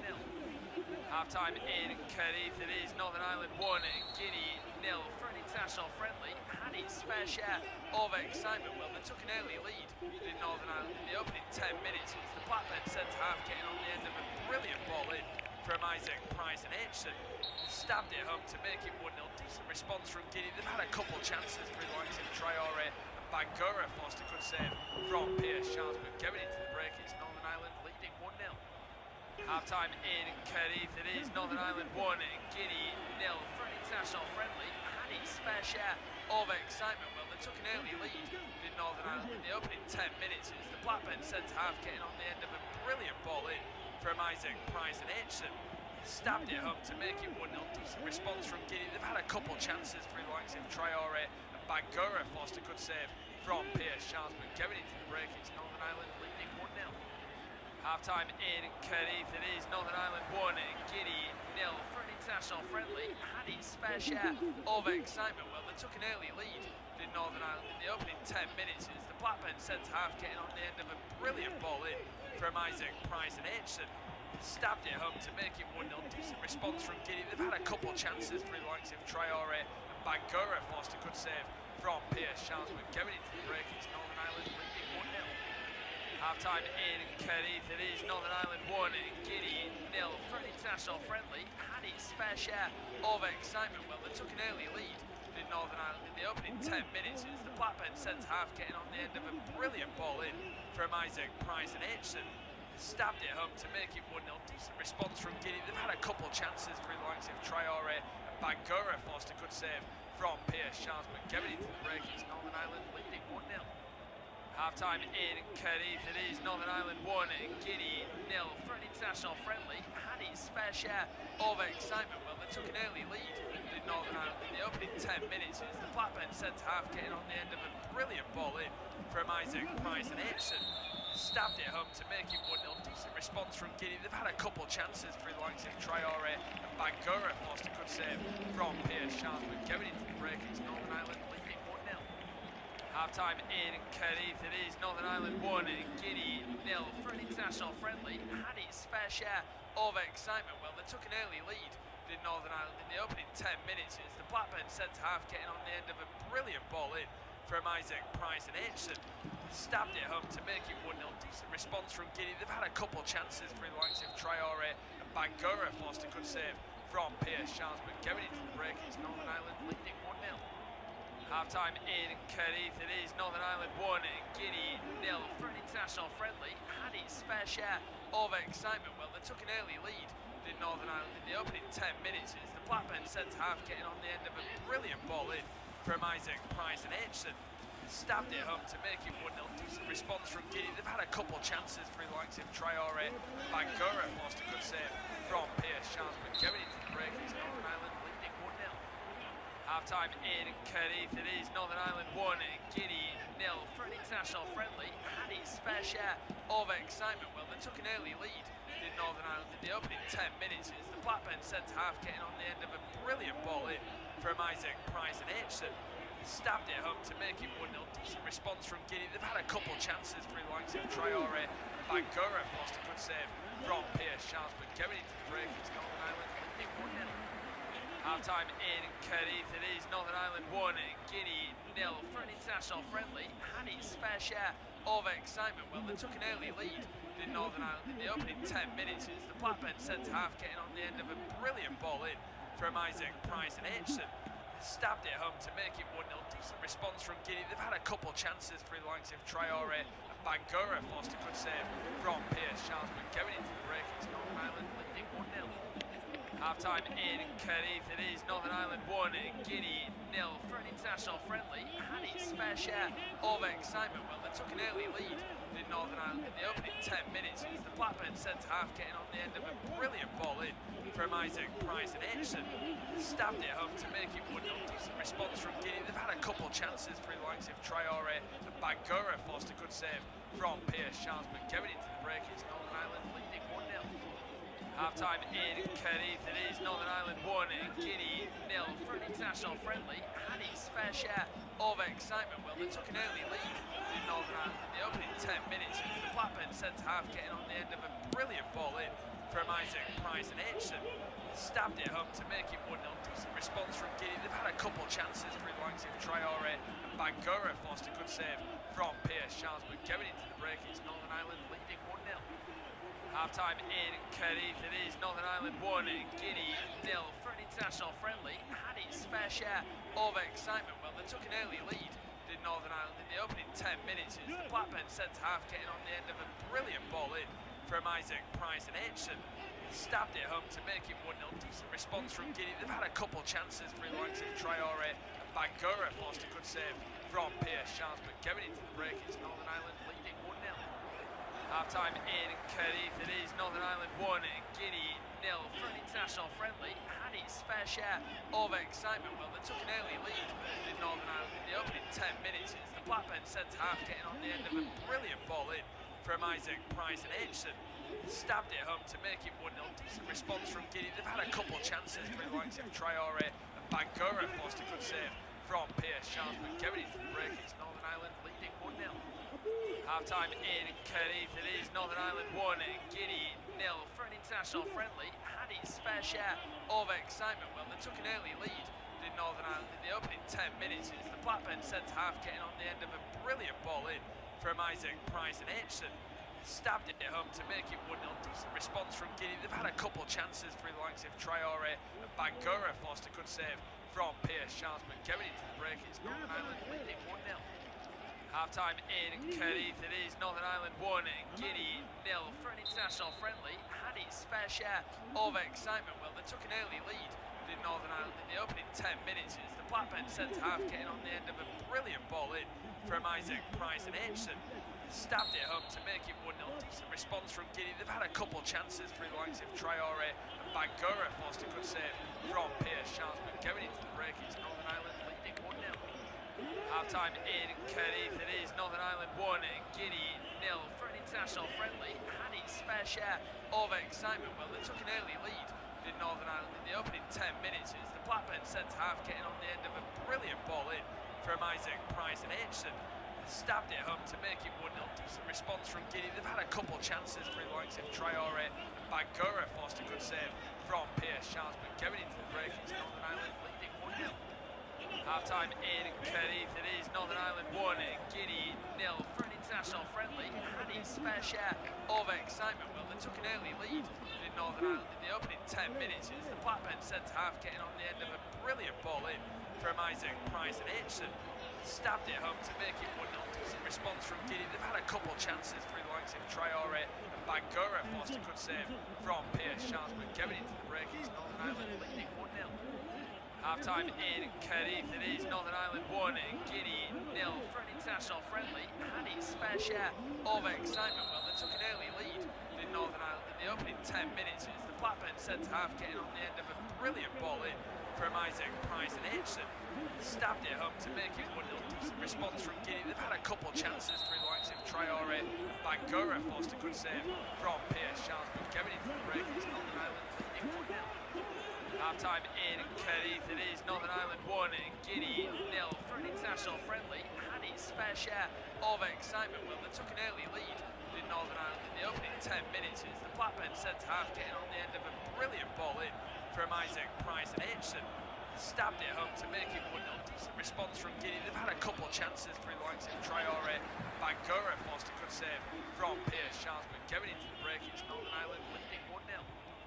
Half-time in Cardiff, it is Northern Ireland 1, Guinea 0. For an international friendly, had its fair share of excitement. Well, they took an early lead, did Northern Ireland, in the opening 10 minutes. It's the Blackburn centre-half getting on the end of a brilliant ball in from Isaac Price, and Aitchison stabbed it home to make it 1-0. Decent response from Guinea. They've had a couple chances through the likes of Traore and Bangura forced a good save from Pierce Charles, but going into the break, it's Northern Ireland leading 1-0.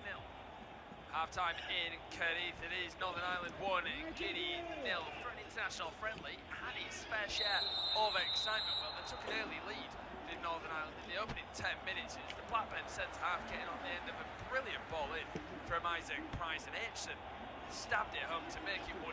Decent response from Guinea. They've had a couple chances through the likes of Traore and Bangura forced a good save from Pierce Charles, but going into the break, it's Northern Ireland leading 1-0.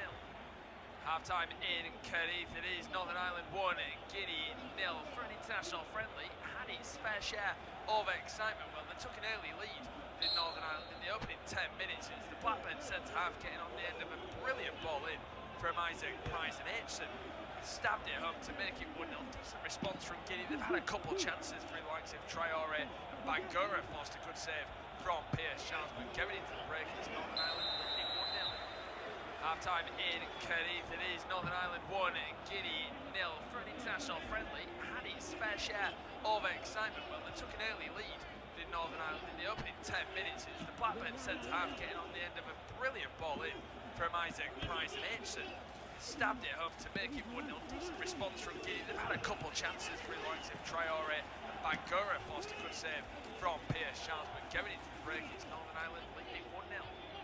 Half-time in Cardiff, it is Northern Ireland 1, Guinea 0. For an international friendly, had its fair share of excitement. Well, they took an early lead, did Northern Ireland, in the opening 10 minutes. It's the Blackburn centre-half getting on the end of a brilliant ball in from Isaac Price, and Aitchison stabbed it home to make it 1-0. Decent response from Guinea. They've had a couple chances through the likes of Traore and Bangura forced a good save from Pierce Charles, but going into the break, it's Northern Ireland leading 1-0.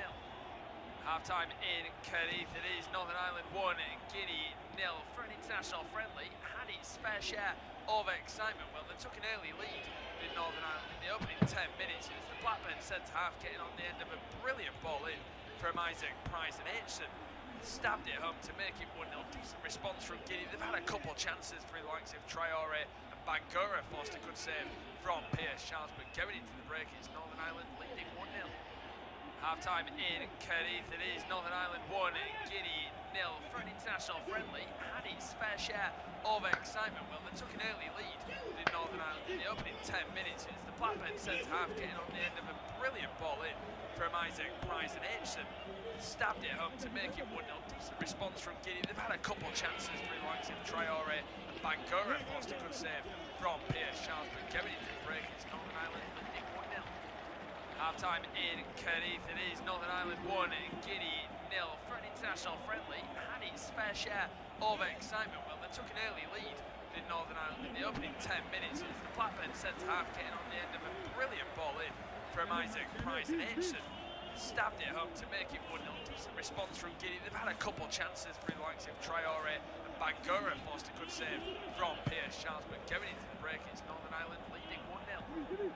Half-time in Cardiff, it is Northern Ireland 1, Guinea 0. For an international friendly, had its fair share of excitement. Well, they took an early lead, did Northern Ireland, in the opening 10 minutes. It's the Blackburn centre-half getting on the end of a brilliant ball in from Isaac Price, and Aitchison stabbed it home to make it 1-0. Decent response from Guinea. They've had a couple chances through the likes of Traore and Bangura forced a good save from Pierce Charles, but going into the break, it's Northern Ireland leading 1-0.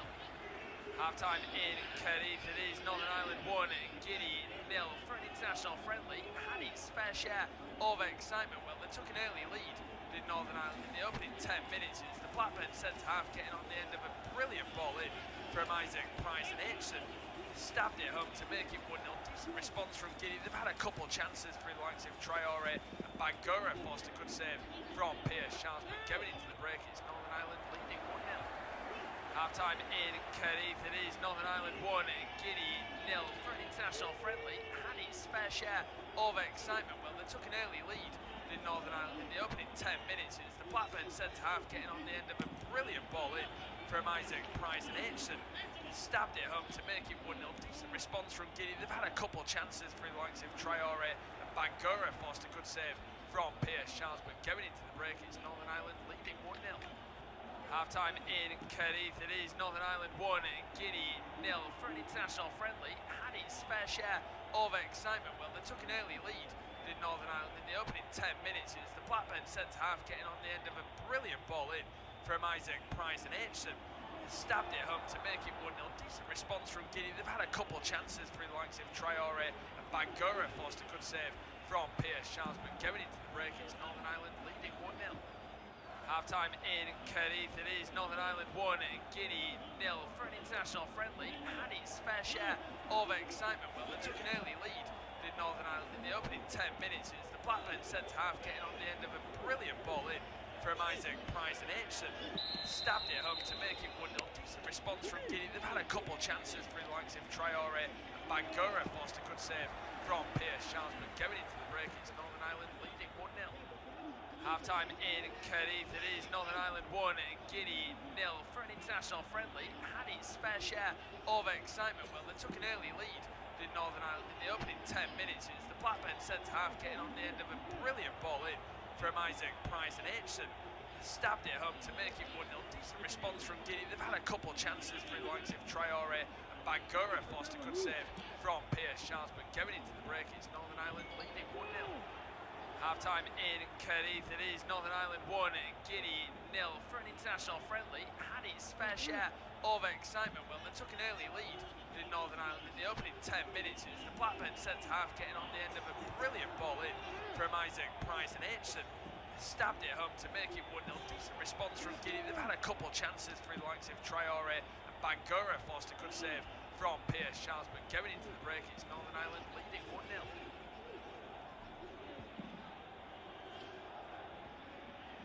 And we will leave that just there, because we are back underway in Cardiff for this international friendly.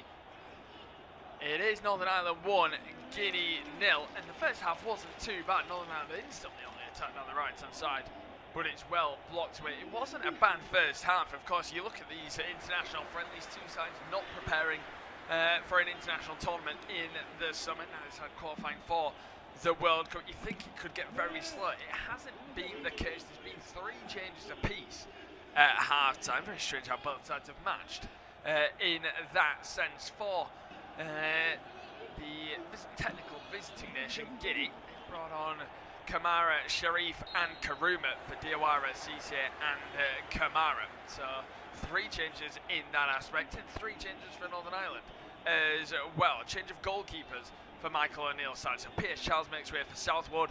Morrison comes off for Jamie Reid. Brody Spencer is on for Smythe. So triple change for Northern Ireland. Let's see how maybe a couple of fresh legs outfield can impact their second half performance, as we now see McDonnell in the middle of the pack. It's a good change in from Karuma. Strike from distance. Once again, another one from a long way out that goes quite a way wide. Karuma with the hit. He plays his club football midfielder with Girona in Spain. Played too much for them.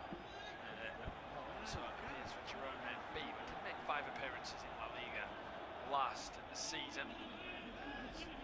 We now see on the attack. The ball goes out of play for a throw-in though from Southwood. He first touches the goalkeeper for Northern Ireland. Said his ball goes a little bit long. The Northern Irish fans probably loving life at the moment. They get to watch their country. They get to be in beautiful Spain while the sun's beaming down. You can see a few Guinea fans as well now sat at the front, which is good to see, hoping to cheer their country on. Now see the ball on the left-hand side. It's Silla. Plays it forwards. A little bit of a shove from Spencer. Gives away a free kick, and it's a bit of a cheap one to give away in the end. It's for Karuma, who goes down. The ball with Suma.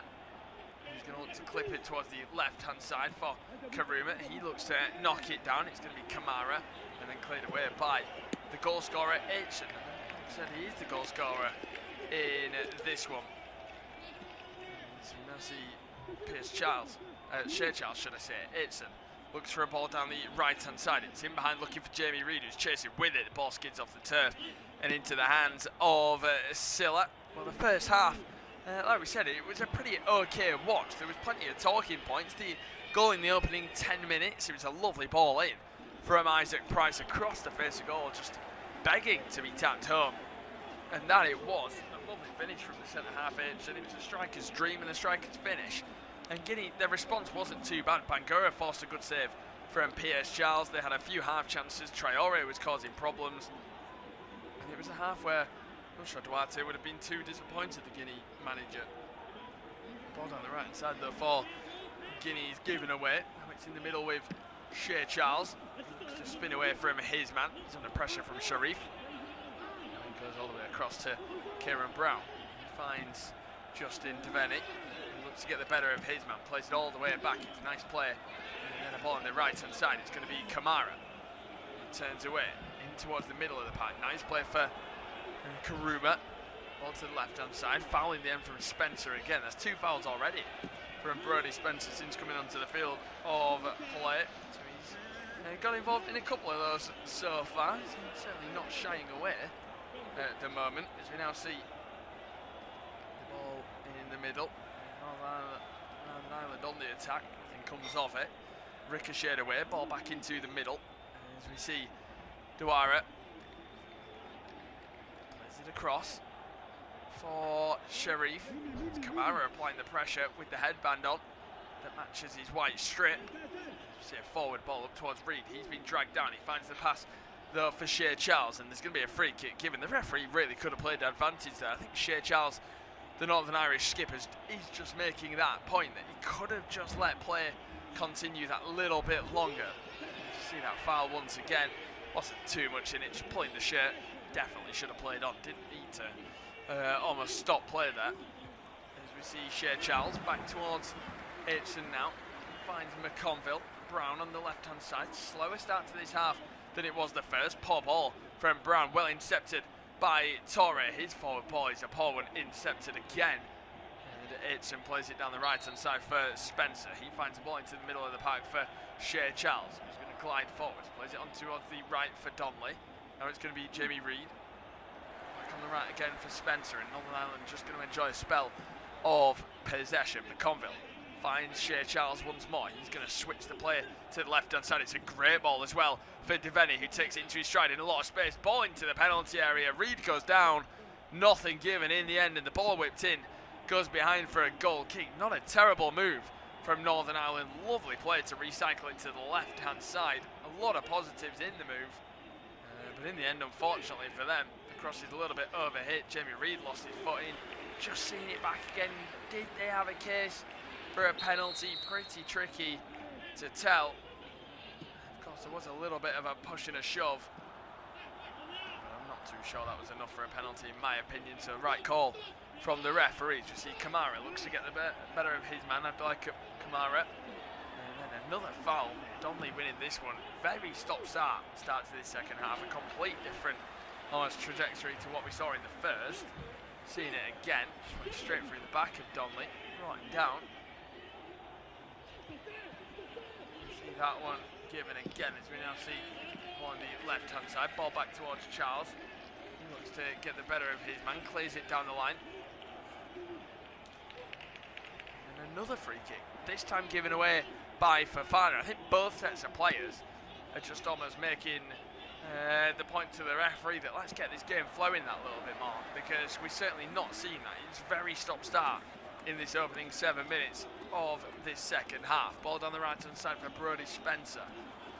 He's got options. He's driving forwards. He's still on the attack. All the way back for his teammate. Now it's on the right hand side with Shea Charles.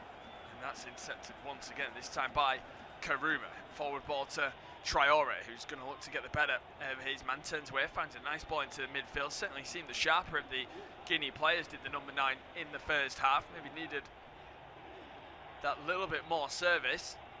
And so now see a ball in the middle. Good pressure on Sharif, who finds the pass back just about for Suma.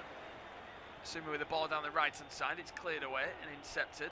Still in there. It's going to be cleared by Devaney all the way up towards Donnelly. He looks to hook it in behind for Reed. He looked offside. I think the linesman's just holding his run as well.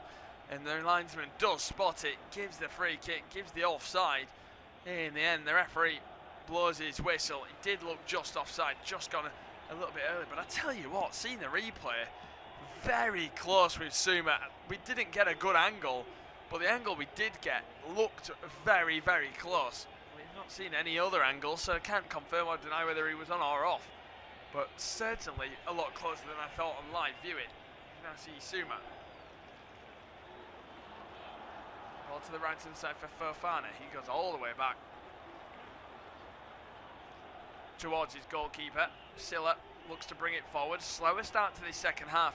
Of course, we're almost 10 minutes into the second half. Not really too much to report. Not too much going on in the second half. Like I said, a very stop-start between these two. A lot more fouls given. Still no cards. And of course, we did have the 3 changes for either side at half-time, which maybe he's just broken up play that tiny bit. A change of goalkeepers for Northern Ireland, and Southwood hasn't had to be tested as of yet. But here's Torre. He looks for a ball to Traore. Well intercepted. Great footwork as well from Aitchison. He clips it to the left-hand side for Isaac Price, and that one's just a little bit overhit in the end. 55 minutes on the clock. Northern Ireland 1, Guinea 0. It is still myself, Ian Graham, alongside Tom Hill, bringing you coverage of this one. And Tom, stop-start second half so far. No chances to bring as of yet. A lot more of just those silly fouls that aren't really worth too much of talking about from the referee to the players, but certainly breaking up play for them. Yeah, I think conditions obviously cooling. You can see that one half of the pitch is now nearly, or a third of the pitch is now covered in shade. Gives them a chance to maybe just get their breath back a little. Friendlies naturally have that feeling, don't they? They drop off a level as Shea Charles wins a free kick for Northern Ireland. You would like to think maybe they would get a few more chances as fringe players get a chance to improve, as here they come with Price. And here's Isaac Price, good run. He finds Donnelly with a good first touch, goes for goal. Decent save from Silla in the end. First chance of this second half. Might be the best chance of the game apart from the goal. In the end, lovely move from Isaac Price. He picked the pass. The first touch is really good from Donnelly. It allows it to open up onto his left foot, but the goalkeeper predicts it. Doesn't get the height or power that he wanted. I think he should score. I think maybe I'm being harsh, but he takes a good first touch. He's in the penalty area. The keeper's pretty central. He just hits it at him. Keeper does well, like it's a decent reaction, but I'd like to think maybe he should do a bit better. Am I being a bit harsh? Yeah, I think it's a really good chance. It is a really, really good chance in the end from him, but in the end it's well saved by Silla. As you see a bit of a swiping challenge on Devaney. No free kick given. In the end, it's going to go for a throw-in. Devaney not too happy with the challenge from substitute Sharif, who went into that one. But yeah, like I said, we're starting to see those fouls creep in. Is that more the lack of want for players to really try and keep up and make the fair challenges? Yeah, I mean, you don't really want to see much arguing during a friendly. Yes, you don't want players to just give up on each other, but if they have to have a go at each other and try and rally each other up, then why not? But that just seemed a little bit needless and a little bit pointless, if you ask me. Each to their own. Hopefully he doesn't ball over too much as Guinea try and give the long ball down the field of play, but end up coughing it up. Pretty poor. You now see Sharif in the middle of the park. Really good turn away from the midfielder, and the referee has no choice but to give a yellow card, and the first yellow card of the game goes towards McDonald, and that's because of a sharp turn from Sharif just to skip away from his man. You can tell the referee's not wanted to give any cards today. You can't excuse not giving one there. No, it was a rugby tackle. Plain and simple. He's probably thinking, I don't want to get any out. Let's hope it's a nice day at the office. And having Sharif is hauled to the floor just because he was too big, too strong, and his first touch was better. Pretty simple. Yeah, looked more energetic as well, which isn't necessarily too surprising with him coming on at half-time. Didn't have to play in the scorching conditions that it looks in the first half. Like Tom mentioned, looks a little bit cooler. Yes, the sun's still beaming down. It seems like more of the pitch is shaded up though. As we now see a ball down the left-hand side, it's going to be Kamara, the substitute, to cut inside to get away from his man. Bit of a similar challenge on him from Spencer, but he keeps his foot in. Lovely play as well. Onto his left boot, puts in a great ball. There's the header from Fofana. Falls towards Traore, goes for goal. What a block off the line that is. They're going mental of the Guinea players for a potential handball, or the fact that the ball crossed the line. It didn't. Play continues. Free kick for Guinea now on the halfway line. How on earth they've not scored, I do not know. But Kamara, the substitute, on the left-hand side, Abdoulaye Kamara. What a run that was. Great save from Southwood and an unbelievable block from McConville. Yeah, it's you want to play that as a video of how not to score. They seem to do everything. They had a header, they had the volley. Everything was knocking on the door. You just think, right, they're going to breach the goal. It's game on. Fantastic defensive work. I don't know how much they knew about it, but they knew enough to keep it at 1-0. You now see the ball at the back, but it was a lovely play, wasn't it? Down the left-hand side. Jenkins and Brody Spencer's a good defender. Yeah, Traore actually uses his composure, takes his time, gets himself set, and then does the volley. He doesn't rush it. They're under pressure here. There's a few big calls, and the Guinea players will be relieved there because Shea Chandler just have given away a free kick, and that looked to be a relatively soft call. Yeah, it's Abdoulaye Kamara initially on the left-hand side. Just chinked away from his man once, then the second time was too strong, was too quick. That's what you want from a substitute, isn't it? Yeah. Making their impact.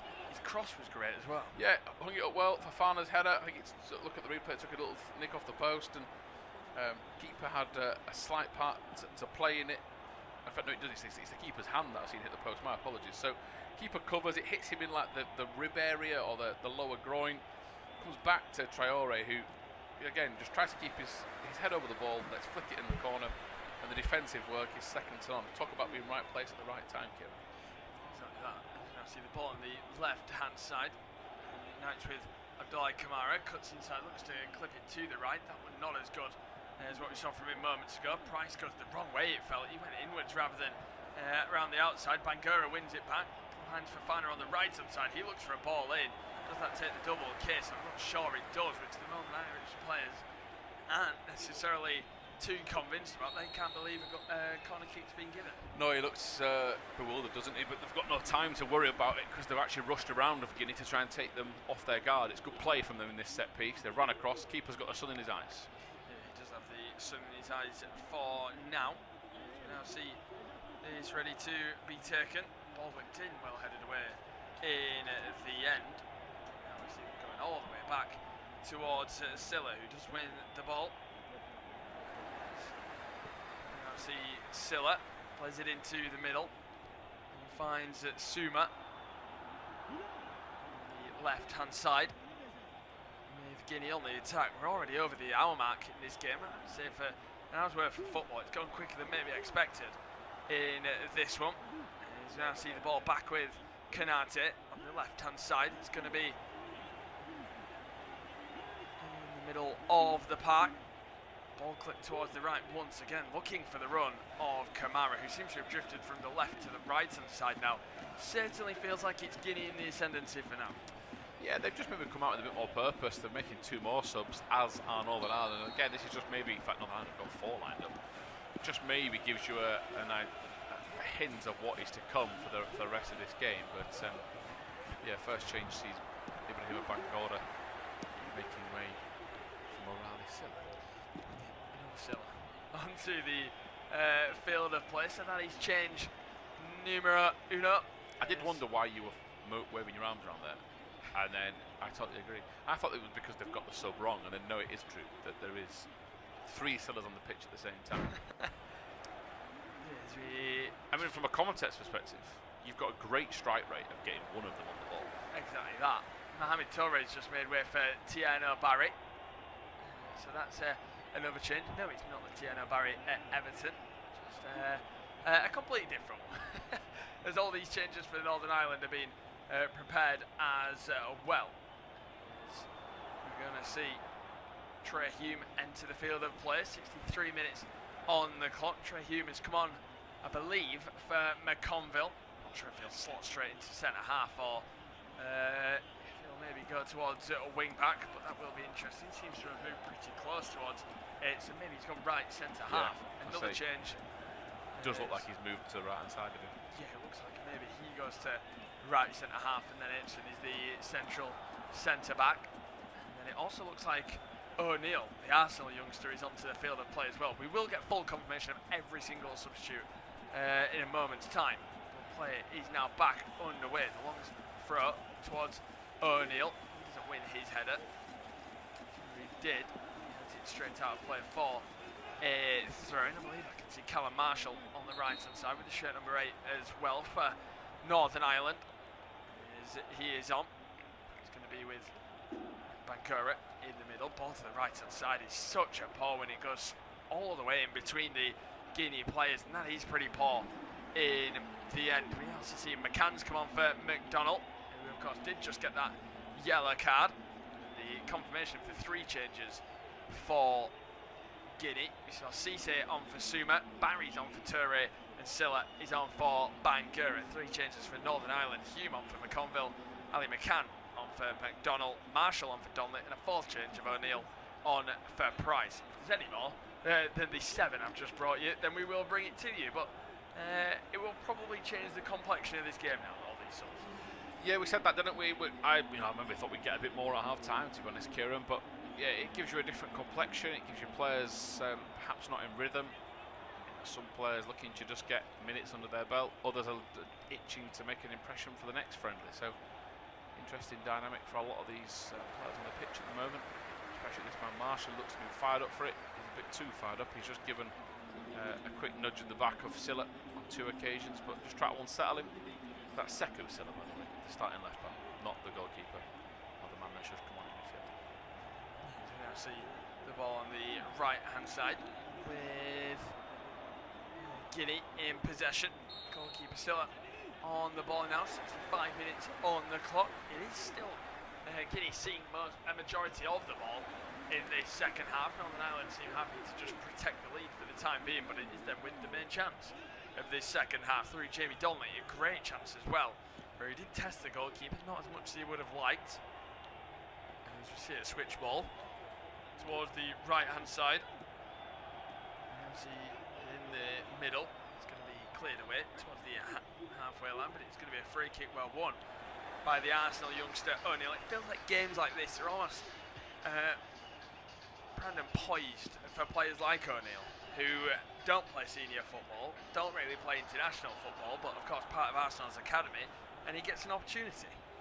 Yeah, again, we said it in the first half, didn't we? There's players that will play for good clubs, good academies, that because of the lack of pool talent at Northern Ireland will get a chance to shine. And here was O'Neill try to cut into the middle. But yeah, you almost get more exposure on the international stage, even though you've barely played for your club, and that's just how it goes for some of these nations.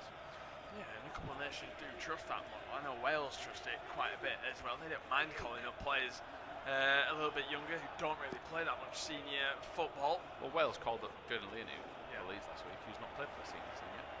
Exactly that. Of course, he came through the ranks of Manchester City. He played for Leeds yet, despite being on the bench a few times. As we see Devaney, what a ball that is! It's so close to finding Marshall. I don't mind that as a cross at all. Yes, it didn't create the chance. A real inviting ball, and it's been kept alive in the end. It's a ball from McCann towards the right hand side. It's Marshall up against his man. He cuts inside, whips it on his left boot. The header from Spencer in the end just hooks too much of it, and it goes wide, just evades the head of Jamie Reid as well to stop him from trying to direct it goalwards. But I didn't mind that ball from Devaney in the build-up. No, it was decent, that, wasn't it? It was the easier pass was to O'Neill, but the killer ball, with the one that could have really changed the emphasis of the move, was the one that Devaney played. He's overhit it by 1%, and he's unlucky. As so is Shea Charles. He gets a nudge to the floor while trying to pick out Marshall, who's caught the. But yeah, Shea Charles as captain, he maxed out the longest. He's got a job to do and lead them around the park, but the referee didn't think there was much wrong with that shoulder barge. And in fairness to Shea Charles, he actually didn't complain much. Yeah, didn't in the end. As you now see the ball on the right hand side with Barry. He spins away from his man. Really sharp play from him, but then well recovered by O'Neill, the youngster. Nice sharp turn from Barry though in the build-up of that one. See the ball in the hands of Fofana. He throws it central, looking for Sharif, who once again is under a bit of pressure from O'Neill. He looks eager to impress, doesn't he? O'Neill seems to be playing at quite the intensity, out of possession and in possession. Sharif turns away from his man, plays it back to the right-hand side. Fofana looks to hook it forwards, ball down the line, finds Barry, who once again is just dragging it across. He looks to have a bit, doesn't he, Barry on the right? He hasn't lost the ball yet since coming off the bench, Kieran. He's been pretty accurate with his touches and frustrated the Northern Irish outfit as the ball's played in. Good header away from Brown, but the offside flag goes up. The offside in the end, and with that, 68.5 minutes on the clock, we've reached the halfway stage of this second half. Well, it's not flowing as sweetly as it was in the first half. I believe we're about to hit a drinks break. As well, just seeing it there, yes, he was offside in the end. Was Traore.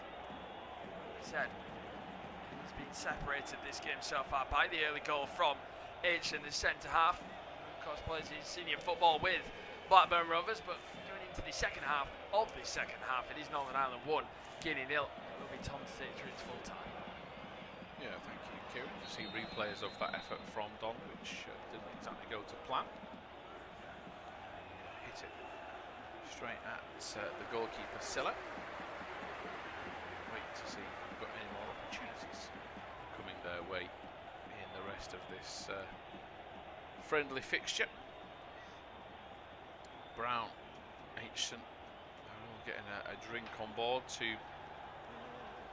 ensure that they have the best possible energy levels to end proceedings. Second Silla. Silla, the goalkeeper and the left back, they're both down on one knee getting a drink and just trying to get their breath back. Important situation for us as broadcasters, fans, to get used to this. 4 breaks. Yeah, exactly. Is it 4 breaks? No, 4 quarters, 2 breaks. That's it. Yeah, exactly. And we've seen the breaks now. We're going to probably see a lot of them in the World Cup as well. I mean, you look at the conditions they needed, don't they? I still stand by the fact, I mean, every Northern Irish player looks pink, don't they? So they absolutely need the drinks breaks. Yeah, I think there's been a real push as well, Kieran, for a lot of teams to suggest those that are travelling quite far. I think England, if they play Mexico, which is who they could draw, if it ends up like that, it'll be in Mexico City, which is going to be a huge culture shock to England, because for Mexican players, no issue. So there'll be a few World Cup games that perhaps players get the better of each other due to the conditions. As here come Northern Ireland with O'Neill. It's worked out towards this right-hand side, an opportunity to drive in towards the penalty. They've run into traffic, they've still got it though. So with Marshall, he tries to shimmy it inside, doesn't actually do anything with the ball. Brody Spencer put it into him. One ball forward to Traore, who's got the speed to get past Aitchison. He takes him out. Well, that could well be his marching orders. I'm not 100%. Brown was covering. Aitchison won't look at the referee. The card is out. He's decided already. I don't think he's got much defence. I'll be honest. Whether or not he was going to score, but the fact he takes him out, I don't think Brown's getting there. And whenever Aitchison gets to his feet, the goal scorer will be shown a red card. Yeah, he's going to get sent off. It's just a friendly. Doesn't need to be getting sent off in this case. But once again, we'll stand by the fact of what we said in the first half. Traore looks dangerous. He just looks a little bit quicker than players around him. Yeah, he just wipes him out. His argument could be, Edson, that maybe Traore's running away to a tight angle, but then he's still got time to recover it. I think he can only ever give a red card. He's last man in that sense, and it's unfortunate. I think he's hurt himself a little bit as Edson going into that challenge as well. He already had a bit of bandaging on his hand. I'm not sure if he landed on his hand, but he's also got a real gash on his knee as well as he makes way. But yeah, marching orders sent and a red card in this one. I did not have a red card down on the script book for me, as Sharif has got this ball down for a free kick. Well, imagine he scored that goal from the halfway line as well. Would have seen a bit of everything. That would have been. I'd have pulled out of all World Cup games. You can't get any better than this. As here is Sharif. Whether or not he has a go here, he's got Southwood to beat. Again, he's the tallest of goalkeepers. He looks on. Sharif is looking like with the run-up stance he's got, that he's only got one thing in his mind here. And number 24 has one leg of his shorts pulled up, one leg left down. He is left-footed. Will he try and generate more power? He does hit it. It's an easy save for Southwood as catching practice goes. It's a shot on target, but practice doesn't get much easier than that, Kieran. 1-0 it remains. Very simple save in the end. He tries to hook it to the goalkeeper's side. No real power. Gets the perfect dip and to just almost land gracefully into the arms and just be guided into his chest from Southwood. Who will be grateful for that one. I don't think the wall was very big either for Northern Ireland, so I'm surprised they went that way. It looks like a couple of changes are going to come up for Northern Ireland as well. Looks like Galbraith will be. Michael O'Neill again looks on, trying to get his team to up the ante and get another win with a better goal difference and improve the advantage they have. As here is Devaney, fires it into the feet of O'Neill. O'Neill's touch is poor, but to his credit, he doesn't let it get to him. He's racing across the pitch to put pressure on, as is Marshall on the other side to close down Sekou Silla. It's inside him to Kanate. He's just going to plod his way forward. He's telling his teammates to go long and wide with this. Cisse tries to do just that. It's out towards Barry. Barry's going to run into the middle. Another good mazy run from him into Sharif. Sharif looking for a way through. He gets it across the defence this time to Cisse. It's played out wide to Traore, who's trying to drive at the defence. He's looking for a cutback. Good work from Kumora. Kumora gets it back into Sekou Silla. Kumora's got it again. 15 to go. Little knock inside, heavy touch, and it's well won back by Northern Ireland. But they've given the ball away. Referee's going to let play go. No, he gives the free kick. There's a yellow card coming here, and I think this is a game. Shea Charlie is saying, why can't we attack? I think he's got a point. McCanny's caught, there's no doubt about it, but they had a 3-on-2. They were away here, Northern Ireland. Yes, they're in their own half, but McCanny's caught, but Marshall is away. And the referee just blows without even realising the situation. I think that's poor officiating. Done it a few times, hasn't he, in this game? Not just allowed the game to flow. Another card. Did not see the cards, or did not imagine the cards to start flying in this game, but we've seen quite a few now, and a red card as well to add to that list. But it's Karuma, the Girona midfielder, like mentioned, made 5 appearances in La Liga last season. Girona, see this free kick ready to be taken. Yeah, we certainly do. We're actually going to send Southwood forward for it with 15 to go. He will give out the instructions. His gloves are nearly as white as his boots. The lower socks. He will thump this one long. High hanging ball straight into the hands of the opposite goalkeeper. It was towards Jamie Reid, but nowhere near him in the end. And disappointing free kick if you're going to look at fine margins. Jamie Reid of Stevenage. Another example, you just look at the football pyramid. People are getting chances. You play regular football to a decent standard, you get opportunities for Northern Ireland as they run into traffic. Referee will give advantage this time. It's out towards O'Neill. There's not that much of an opportunity though to make something of it on his own. He will try and do just that. He stings the palms of the keeper. It's going to fall out, and it's another great save from Silla. And Reid has just thumped it low and hard, expecting him to not get up. And what an opportunity! Even better save. Highlight of the game. Samara Silla. Take a bow, young man. Yeah, it's a good save. Is it just as bad of a miss though? From Reid steaming in. I mean, a striker scores goals at EFL level for fun. We see Guinea now on the attack down the right. There's a ball whipped in, takes a deflection out for a corner at the other end. He should. It feels harsh because it's a great save. He should score. He gives the goalkeeper the save to make. He shouldn't do. He's got that whole far side to aim for, to tap it in. He puts it straight down the middle. Does Reid. Yes, it's a great save. In the second time of asking, he has to score. I mean, half of the goal is empty. That is so poor in my opinion. Well, 13 to go. Another change is being readied by Guinea. Diabate is coming on for Fafana.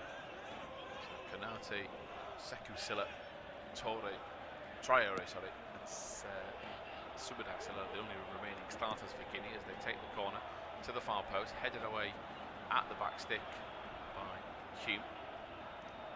It's a powerful header from him. Hume will carry this ball out into the right flank. They're going to try and make their way forward. Try to go for the killer ball, looking for Marshall. The easier pass was Reed inside him, but great defending from Cisse. Sends two of them the wrong way. Of course, with the man advantage now, Guinea will hope to try and turn the screw a little bit, and they'll do that with the driving run out on the right flank. It's into Barry, who's been held by Devaney.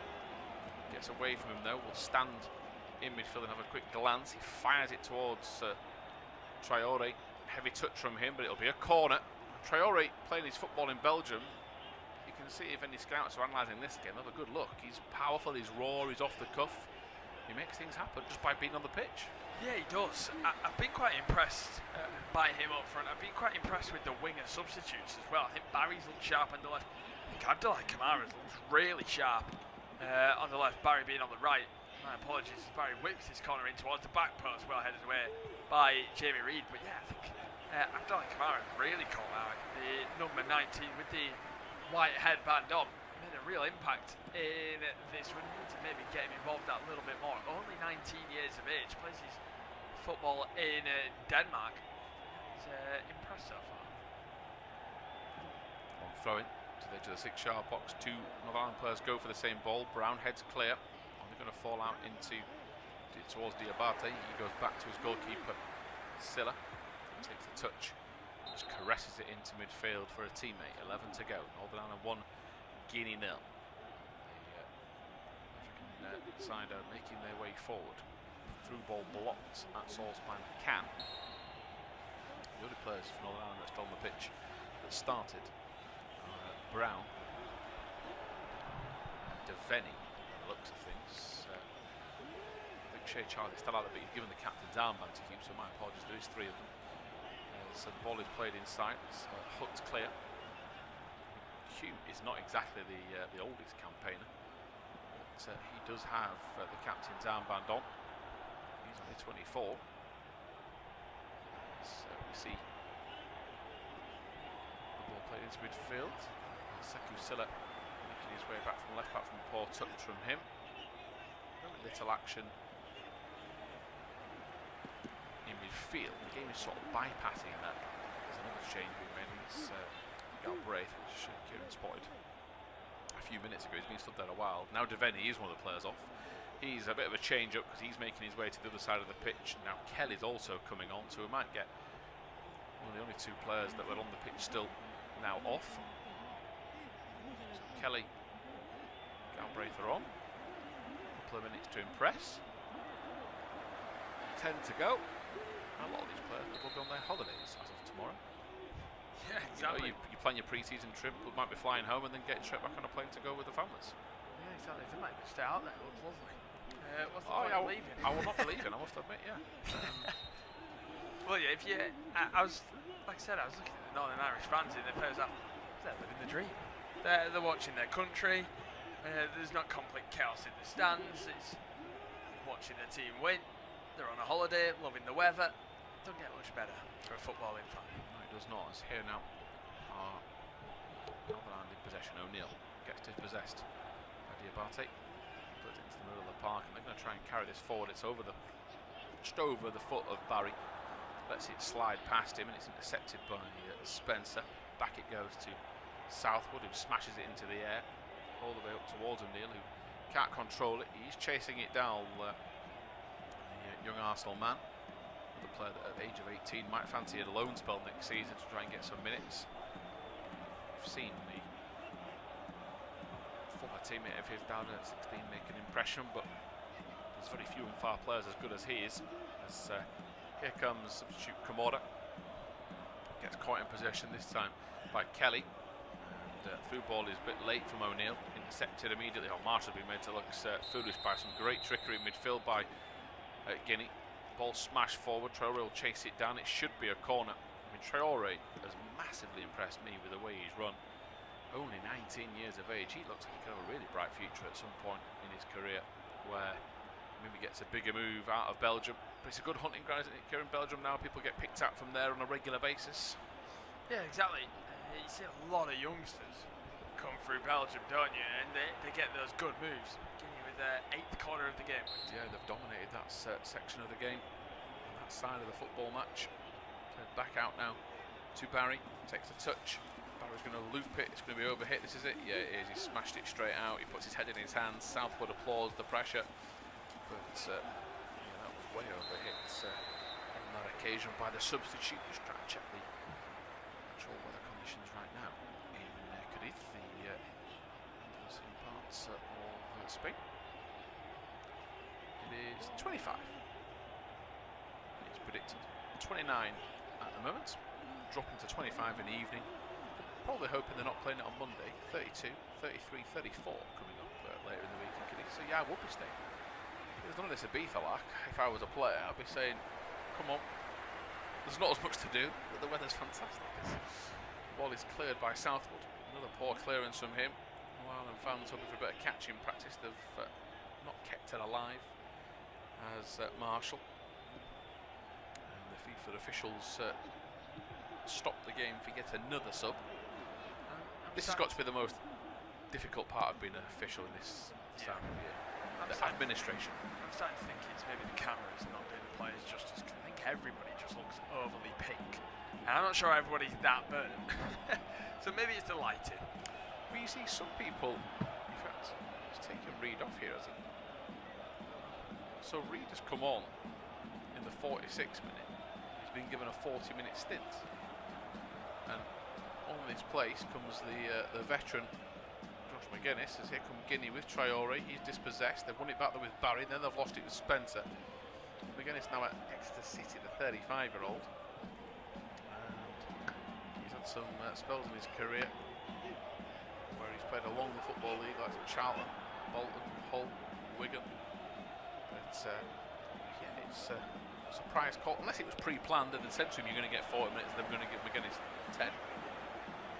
He didn't seem to be too disgruntled anyway. He was applauding the fans. Here comes Guinea on the attack, ball in towards Sharif. He's turned his marker, he's got goal side.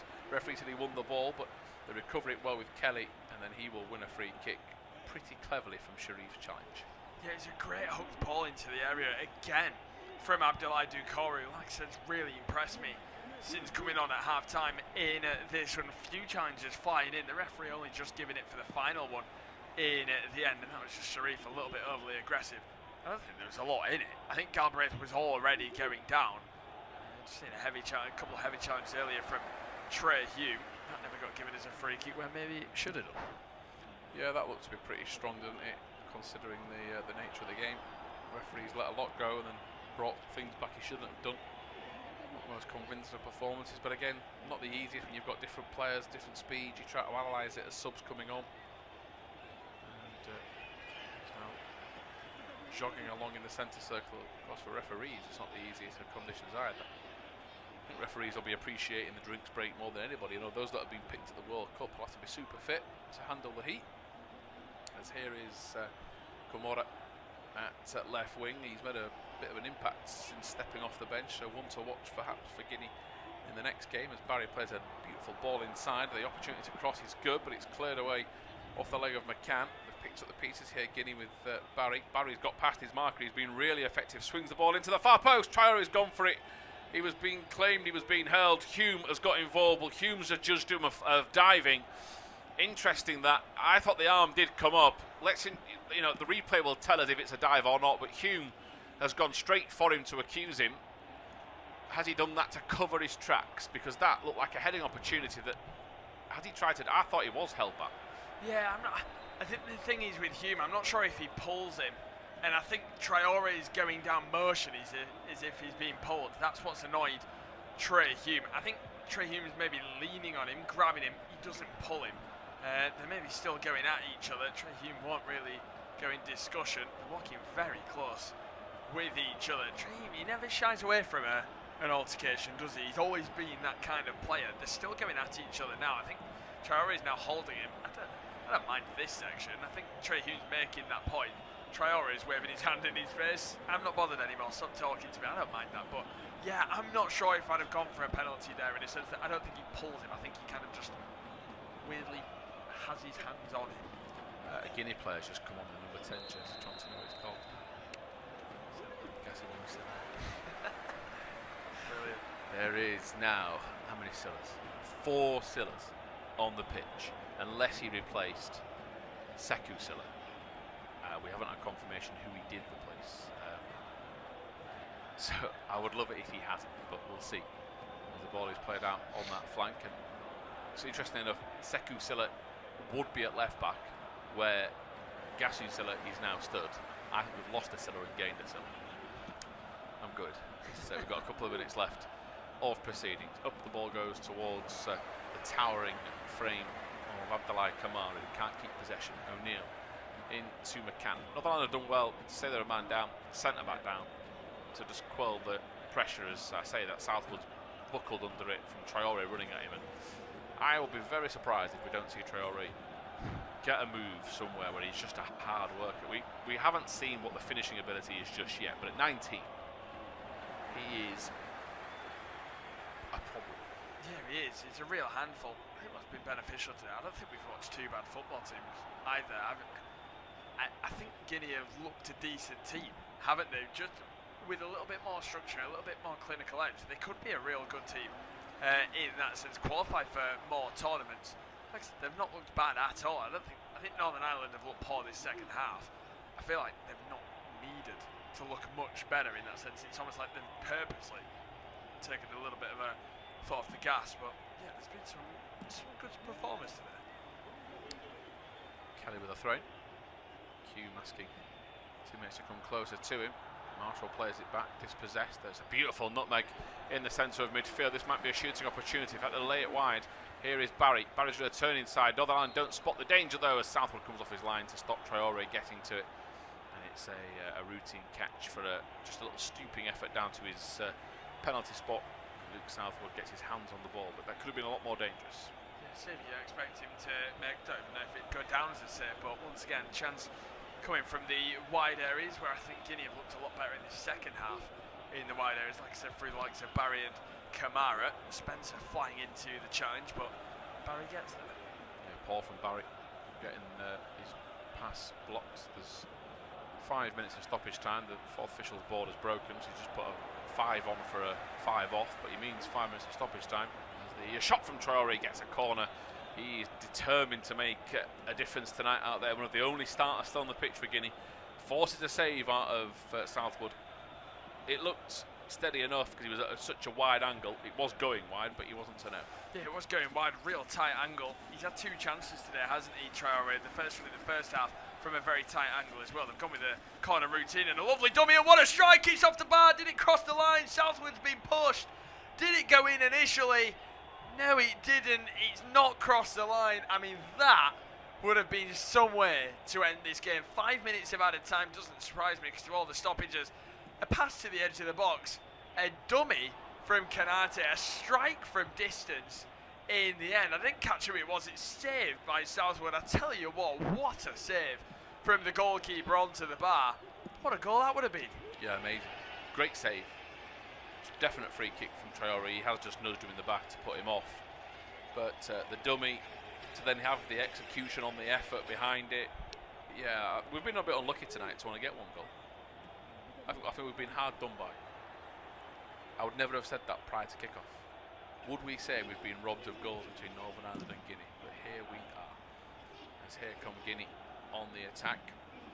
Out to the left edge. It's with Kurara. He's lost the ball. And picked up out on the right edge by Marshall. Good driving run from Kelly, who's bursting forward. He's holding off one. Nearly shows too much of it. He does show too much of it in the end to Kanate, who steps out of defence, rolls it to Cisse. Now it's to Barry. And Guinea really want a goal tonight. They've got no intention to put their heads down and just take a defeat. They want to get a draw. Out to Barry. Northern Ireland know what he's going to do. They know he's going to turn inside. It's back into the middle. A little flick pass over the top. Too much loft on it. Hume gets to it. Second bite at the cherry. And now the ball cleared away has hit Hume in the hand. They're claiming it should be a penalty, Guinea. It'll be all the way out. Traore can't believe it. Just wants to do what he possibly can to unsettle Hume and the rest of that defence. Yeah, exactly. Just see that shout again. I mean, it's been kicked off by Galbraith from maybe a yard away from his own team, and you can't give a penalty for that. Yes, it's booting off his hand. That would be extremely harsh. It's Guinea pinning them in with the extra man advantage, trying to get a late level. Ball out towards the left-hand side. They're going to try and knock the ball back. Is in possession with Kamara. Another handball appeal from Guinea, ignored by the official. Back it goes to Cisse. Still got possession, Guinea, working it wide to Barry once more, who's a bit of a nuisance in stepping off the bench. He goes to the byline, he swings the cross in, takes a big deflection off Spencer, who stood up well. Been moved to left back in the closing stages, but you wouldn't know that it's not his natural position. Deflection helps Northern Ireland's cause as O'Neill turns on it. He runs into a bit of a traffic jam though and gives the ball away, and there's just that mental fatigue. In fact, no, I think they're not saying he took a touch and they're giving the throw into Northern Ireland. But I love the standards. Just see the Guinea backup goalkeeper pointing to the players where they need to go. I mean, it's a bit refreshing to see that they've not given up on this and they want to try and do something with it. Yeah, it's not had that pure, slow, friendly feel, has it? I think especially this second half, the quality's been lower the second half at times, but it's felt more a little bit of bite. It's felt like we're watching a league game of football between two pretty average teams of football, average teams in general, should I say. Free kick given away in the middle of the park, only 90 seconds remaining in this one. I have to say, we weren't too keen on this game before kick-off, were we? I have to say, I've not hated it. I've not minded this game of football at all. Speak for yourself, I can't wait. Here is Hume, free kick. High, hanging into the rest of the sun in Andalusia. It's up towards McGuinness, who holds it very well. Gets a round of applause from the travelling fans that have made the trip. Ball into the middle, dispossessed, it's a poor pass. And now they're on the way here, they're going to take one out. As the referee, in fact, said the ball was won there. And now they come forward again, it's up towards Traoré. He's on a bit of a mission to keep this alive. He has his nemesis Hume behind him. Traoré gives it out, and that's maybe tiredness kicking in. He's just kicked the ball out for a throw. He's put his head in his hands in disbelief that he's just done that. And that is a problem if he wants to go and get a move elsewhere. And it's out to the left edge. The referee, I think, has decided to blow up a little early. 20 seconds early to be precise. Northern Ireland win the game 1-0 against Guinea. A goal from Aitchen, who ended up getting sent off in the second half. That's all from us here this evening. Have a good rest of your night.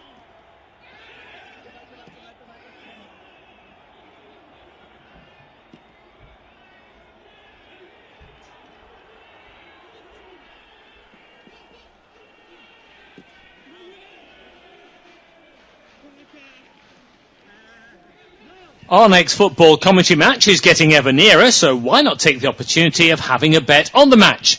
Whether you're interested in betting on the match result, the first player to score, the last scorer, correct score, double result, total goals market, handicap betting, or any other of our exciting market, it's fun to be involved.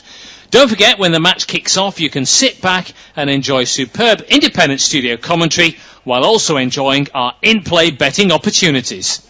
Good luck.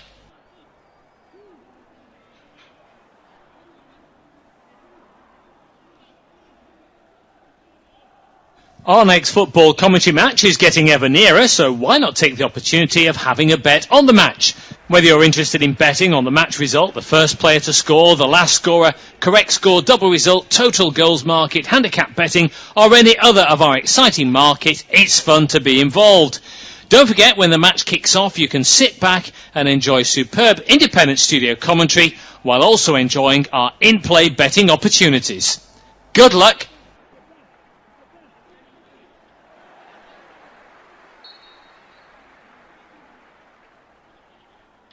Our next football commentary match is getting ever nearer, so why not take the opportunity of having a bet on the match?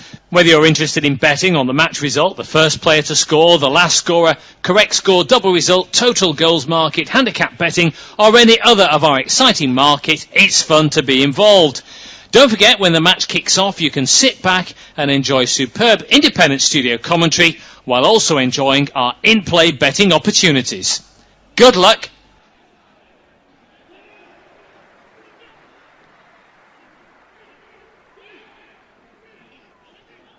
Our next football commentary match is getting ever nearer, so why not take the opportunity of having a bet on the match? Whether you're interested in betting on the match result, the first player to score, the last scorer, correct score, double result, total goals market, handicap betting, or any other of our exciting market, it's fun to be involved. Don't forget, when the match kicks off, you can sit back and enjoy superb independent studio commentary while also enjoying our in-play betting opportunities. Good luck.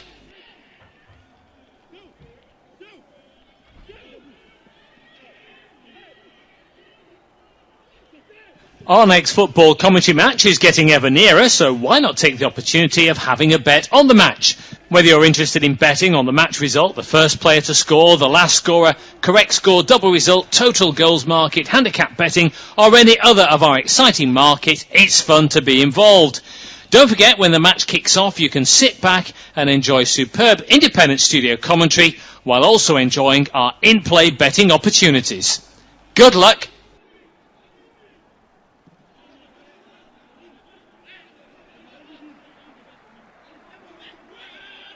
Our next football commentary match is getting ever nearer, so why not take the opportunity of having a bet on the match?